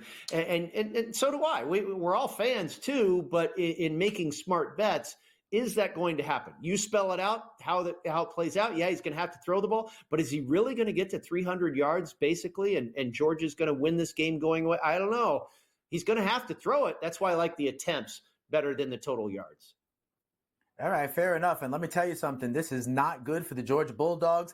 They are now 4th and 4. So they are going to have to, it looks like, give the ball right back to Georgia Tech. You really thought with Georgia getting the ball to start the 3rd quarter, right, that this was going to be their opportunity because if they could go down the field and score, and then it was 17-7, then all of a sudden, as Colby was talking to us, right, he mentioned the idea of momentum, especially in college, especially at home. Give these fans who are coming out thinking that they were going to be celebrating, whooping it up in a rivalry game, give them something to feel, and that hasn't happened. Georgia is punting the ball right now to Georgia Tech, and they're going to have it deep in their own side, kind of inside the – it's rolling. And it's going to be kind of inside their own 15. So I wonder if this Georgia defense can now do something for Georgia Tech. I was going to suggest to you, in the same kind of narrative, what about the Georgia Tech drive result being a punt here? And that was at minus 140, something like that. But now a big favorite. So far back.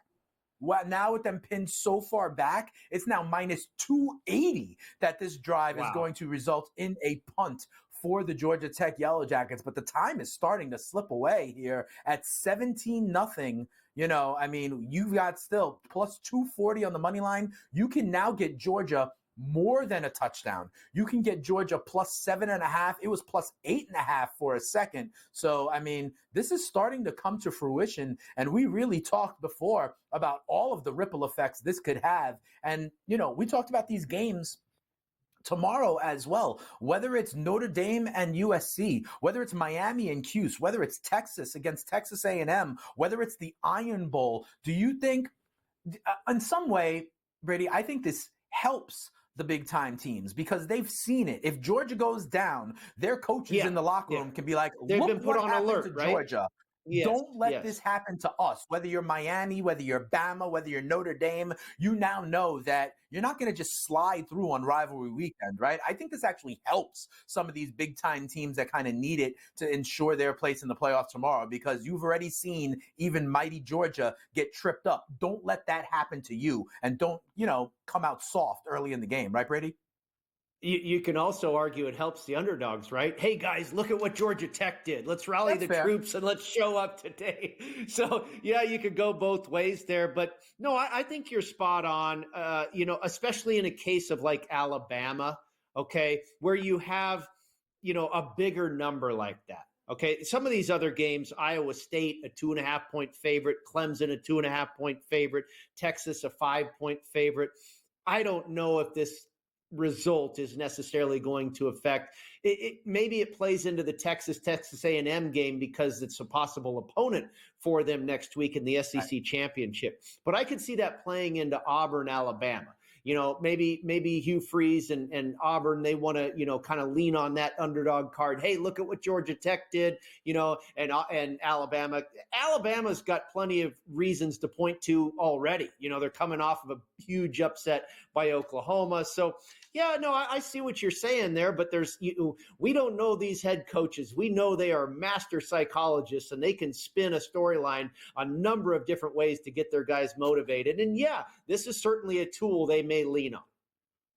All right. So, by the way, I'm not in the habit usually of laying minus 240 on my bets, but I will let you know Georgia Tech went 3 and out. They have kicked the ball already back to Georgia. So that drive did, in fact, end in a punt. Georgia, you're not going to believe this, though, Brady. They muffed the punt, but they get it back, okay? They did muff the punt. There was a scrum, but it is Georgia ball at midfield, okay? So if not now, then when for the Georgia Bulldogs, all right? So we'll see what happens. And when we come back, we were talking about college football with our guy Colby for a long time. We go back over to the NBA because we've got some interesting results in the NBA to touch on and see if there's any opportunities there. That's what we do here on In Game Live. Brady and Dane, we'll be right back after this.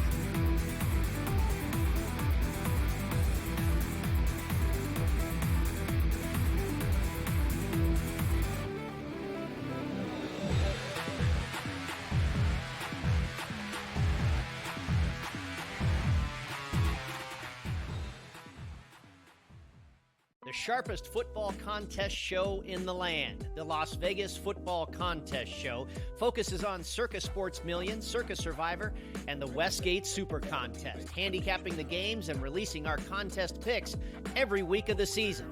With 2 former Super Contest winners, Brady Cannon and James Salinas, a former NFL player, Mike Pritchard, and over $1 million in contest prize money won combined, the Las Vegas Football Contest Show will have you prepared this season like none other.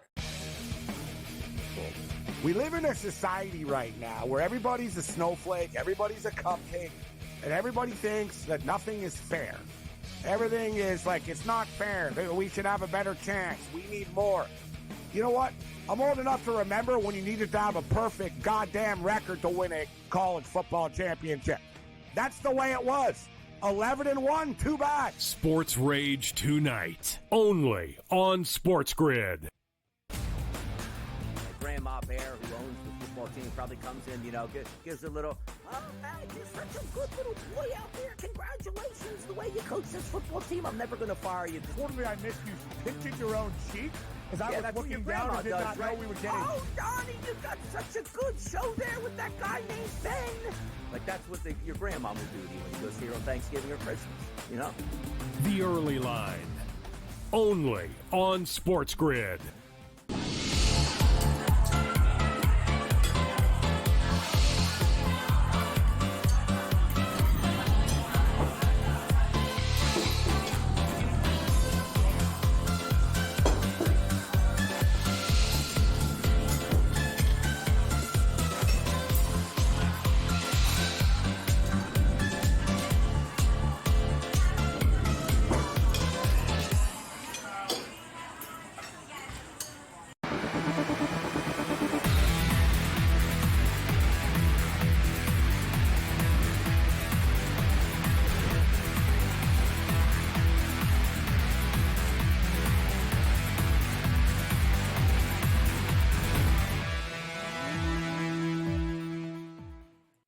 Welcome back in, everybody. In-game live rolls on. Dane Martinez and Brady Cannon. The Georgia Bulldogs have the ball, 1st and goal. They are now down to the 1 yard line, okay? So it looks like they may be able to punch it in. It's going to be 2nd and goal from the 1 or 2. Here's what I want to ask you. If they do, in fact, score a touchdown here, Brady, where do you put the number? Because with momentum, we talked about momentum, right? Now, all of a sudden, if it's 17-7 and the Georgia Tech players are talking about something that they want to replay something, I'm wondering if the ball came out here on this run for some reason. They're showing a replay right now.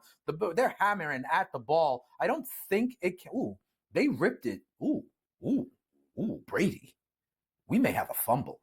We may have a fumble here on the 2 yard line. It's one of those ones where like they held him up and then the 3rd and 4th guy come in and punch and rip out the ball. Yeah. They are pleading Georgia Tech for some kind of replay. I don't know if they're going to call it. I don't know if he was down. He may have been down. I don't know if they're going to call momentum being stopped, but we have a big one here. So I will hold off on my question on if Georgia scores until we sort of see this. I'm seeing a replay right now, and it's going to be tight. The call on the field, I believe, is that he was down. So they would have to see some kind of evidence to really overturn that. Let's put a pin in that one because this is going to take a while. All right. So we might even go to commercial break. They're talking about it. So while that happens, let's go ahead and look over at the NBA, where one of these results, first of all, Orlando and Brooklyn, we got the high water mark, right? When we saw it at 216.5, it is now at 208.5 with 4 minutes left to go. So I think we got the best of the number there. And look at the Detroit Pistons, Brady,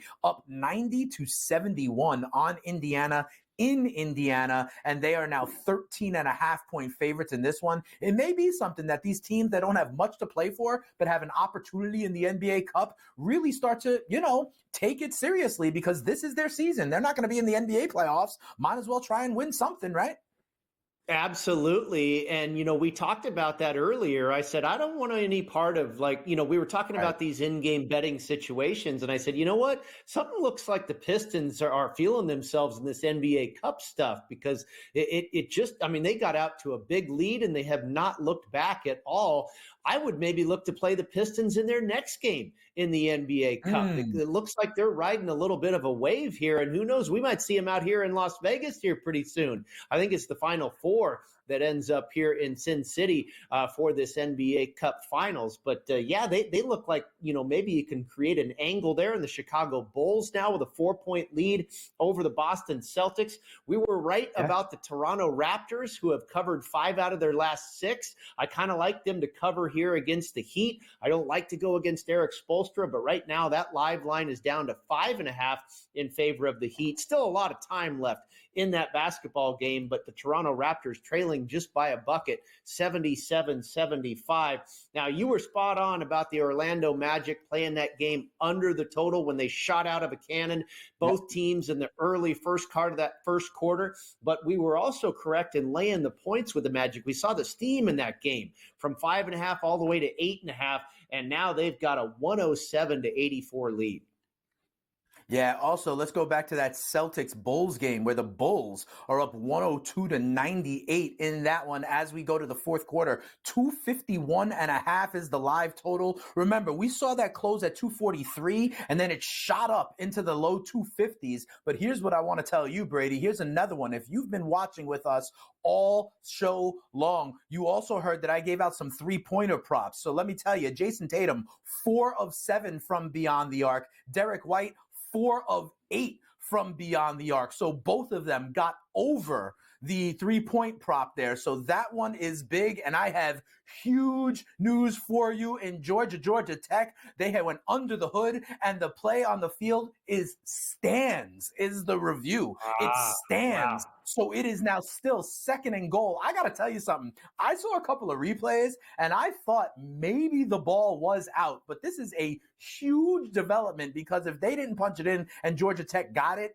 that could have been lights out for Georgia. But Georgia now has it inside the 2 on 2nd and goal. Play action fake, roll out to a wide open tight end. And we have the first score of the game for the Georgia Bulldogs. It is a touchdown to Oscar Delp, and they are now right back in this. So let me ask you, at 17-7, where do you think this line goes? Because we talked about momentum here, And all of a sudden, like, do you even hang Georgia potentially as a favorite? You got to have it under a field goal, right? If it goes 17-7, but there is a ton of time left in this game. There's still 10 minutes left in the third quarter. This could be where the onslaught starts here, Brady. Where do you hang this number if it's 17-7 all of a sudden and Georgia is riding the momentum?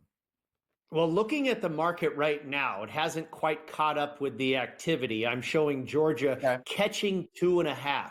I think once this updates, okay, and now the score has updated. They're showing 17-6, but the lines have locked. They're going for 2. I think they're going for 2. Wow, and that's they did kind of not interesting. get it. I think that's weird. I think that's weird. They went for 2. I don't know did why. not get it. But there's a What's flag the difference on the play, between? Okay, it's still what's the difference even between at 17-8, down right? 10 or being down 9? I don't quite get that. Maybe he's thinking he's going to have to do it later in the game. I'm not really in agreement there with that decision. Whatever the case, I think Georgia is going to become a favorite here when the market assesses the situation. I think maybe a 1.5 point favorite in favor of Georgia after this score. And who knows? Maybe they've got a second chance here after this penalty at a 2-point conversion. But I would have kicked it to make it a 10. You tell me, Dane, is there a difference between a 10-point game and a 9-point game? Not last time I checked. I guess the way they think is even if they don't get it, and by the way, they did not, the penalty was on Georgia, it is declined, so it's 17-6. Maybe the way they feel is that even at 11, it's still, you get that other 2-point conversion. We talked about it with the key numbers earlier in the show, right? How teams are now even at the 14-point differential going for it the first time and thinking if they don't get it, they can still get it the second time around. So we'll see. But it is 17-6 now, Georgia Tech over Georgia, and you can still get Georgia plus 3.5 here, Brady. I think so. I think that affected the number. If they would have just kicked it to get to 7 or would have converted, they might have been a favorite. But now the fact that they're down by 11, it changes things. Certainly here with the live number, I believe. And I think it changes the momentum as well. We'll be here to wrap up with an amazing game to follow when we come back on Endgame Live.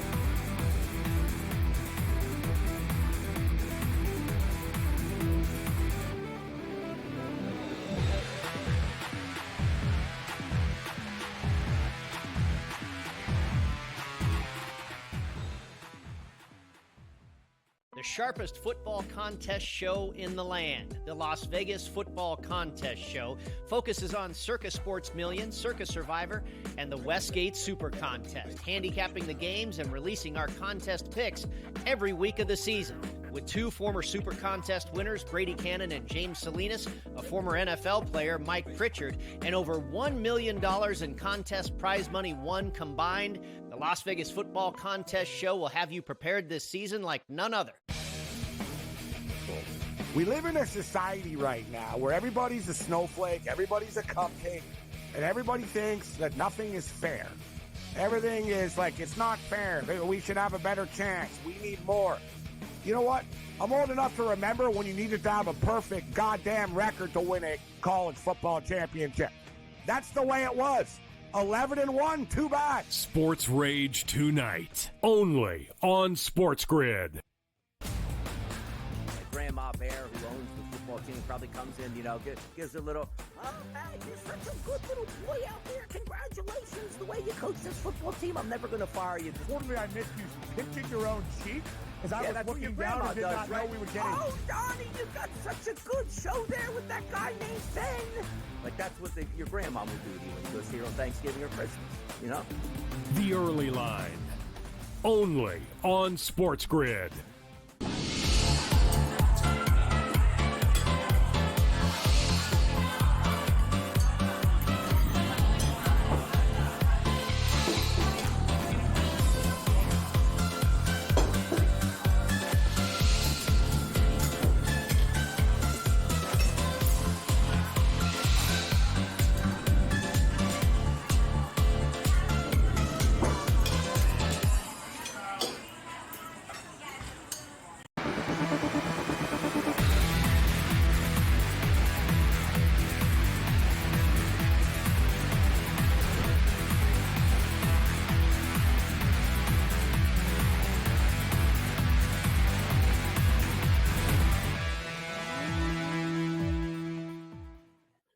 Welcome back in here as we wrap up in-game live. I got to tell you something, Brady. I really do not like the 2-point conversion attempt by Georgia. You got to, you have momentum on your side. The crowd is going crazy. They're flashing the lights, and you could have had 17-7, which kind of keeps you on schedule. We talked about this at the very beginning of the show, right? With the key numbers and how these teams are doing it now more and more. And now all of a sudden they are off schedule. But I will say this, it was a quirky kickoff, okay? And it bounced kind of, they expected it to bounce into the end zone. It did not, and Georgia Tech got crushed on the return. They start this drive on their own 4-yard line. So that gives Georgia, a little bit more momentum. Again, the crowd is really thinking maybe a 3-and-out here, and all of a sudden we flip the field. This could be it. This is where I believe, if anything, Georgia is going to start to roll. And I think there was even a penalty on the Yellow Jackets here on first down. So we will see here.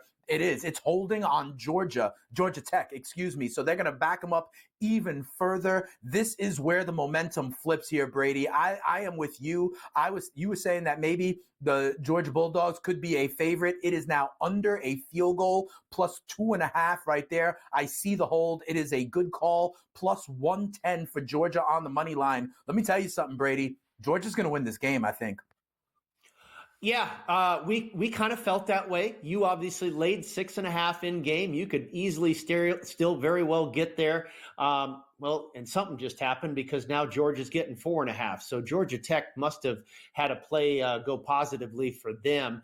But I was just going to say, if they get a 3-and-out, maybe Georgia Tech, got out from under the shadow of their goalpost there and moved it away from their own end zone a little bit and had some breathing room there. But if they're able to get Georgia Tech, able to punt on their side of the field, I expected that after they pinned them down with that kickoff that you might see Georgia Tech move into the role of the favorite. It only ticked down a point. It went from 3.5 to 2.5 with still Georgia Tech in the role of the favorite. But, I'm excited to see. This has been a super game. You and I have really not taken our eyes off of this live market ever since we started nearly 3 hours ago. Yeah, absolutely. And I mean, we've been following it because, think about the ebbs and flows here, right? Let's remember that Georgia was a 17.5-point favorite in this one, right? Then they were down by 17 points. We saw Georgia getting over a field goal, and now we are back. And yes, Georgia Tech has got it out of the shadow of their own goalpost. They have moved the ball. They are kind of now closer to midfield. I think they're on their own 40 or so. But I got to tell you, there is a lot of time left in this game, and I still think it is viable if Georgia can get a stop, or quite frankly, even to force a field goal. It is a 2-score game if they force a field goal at 20-6, right? So there is still a ton of time. What do you think ultimately will happen? Let's clear the deck. Let's say you had no skin in the game, no previous bets on this one. Do you think, if I pressed you, who just wins this game outright? Because right now, that is still, kind of in doubt. I know Georgia Tech is moving the ball. I kind of think Georgia's going to win this game. Who do you think wins this game? Let's get the people out of here on this. I think Georgia still comes back and wins, Brady. I kind of do too. You can get all the way as high as plus 182 on the money line if you believe that. I think you have to feel that they are certainly the better football team. Colby Dant brought up some great points, how the line of scrimmage was being dominated in the first half by Georgia Tech, and that combination with a mobile quarterback is very difficult for this Georgia defense. I believe in Kirby Smart to make halftime adjustments. We've seen him do that on a regular basis, it seems, especially this season. So I do believe Georgia is going to find a way to win this game. But if that's going to hold true, they better turn it around here pretty quick. We talked about the momentum with that touchdown. It looked like, they lost the momentum for a second in failing the 2-point conversion. Looked like they got it right back with pinning them down deep in their own territory with that kickoff. Now they've kind of let them off the hook again. So they're going to have to grab that back with a big stop here real quick, or it could be over for Georgia. We'll see. It could vary. Right now, I think in the next, oftentimes Belichick, some of these guys talk about breaking this game into 3 quarters, and that 8 minutes on the side of the second quarter and the first 8 minutes in the second half, that's a real crunch time, transition time in a football game. And I think Georgia needs to make a statement here before that window closes. We'll see if they can get off the field on third down here. But I'll tell you, if you are Notre Dame, if you are Miami, if you are Alabama, if you are Texas, you are on alert because it could be happening to Georgia right now. And Georgia Tech did convert on third down. So it's been an honor and a privilege, Brady. We'll do it again sometime, and we'll see. Because, listen, the live numbers always change. You get your opportunities right here on In Game Live. Happy Thanksgiving weekend to everybody out there right here on the Grid.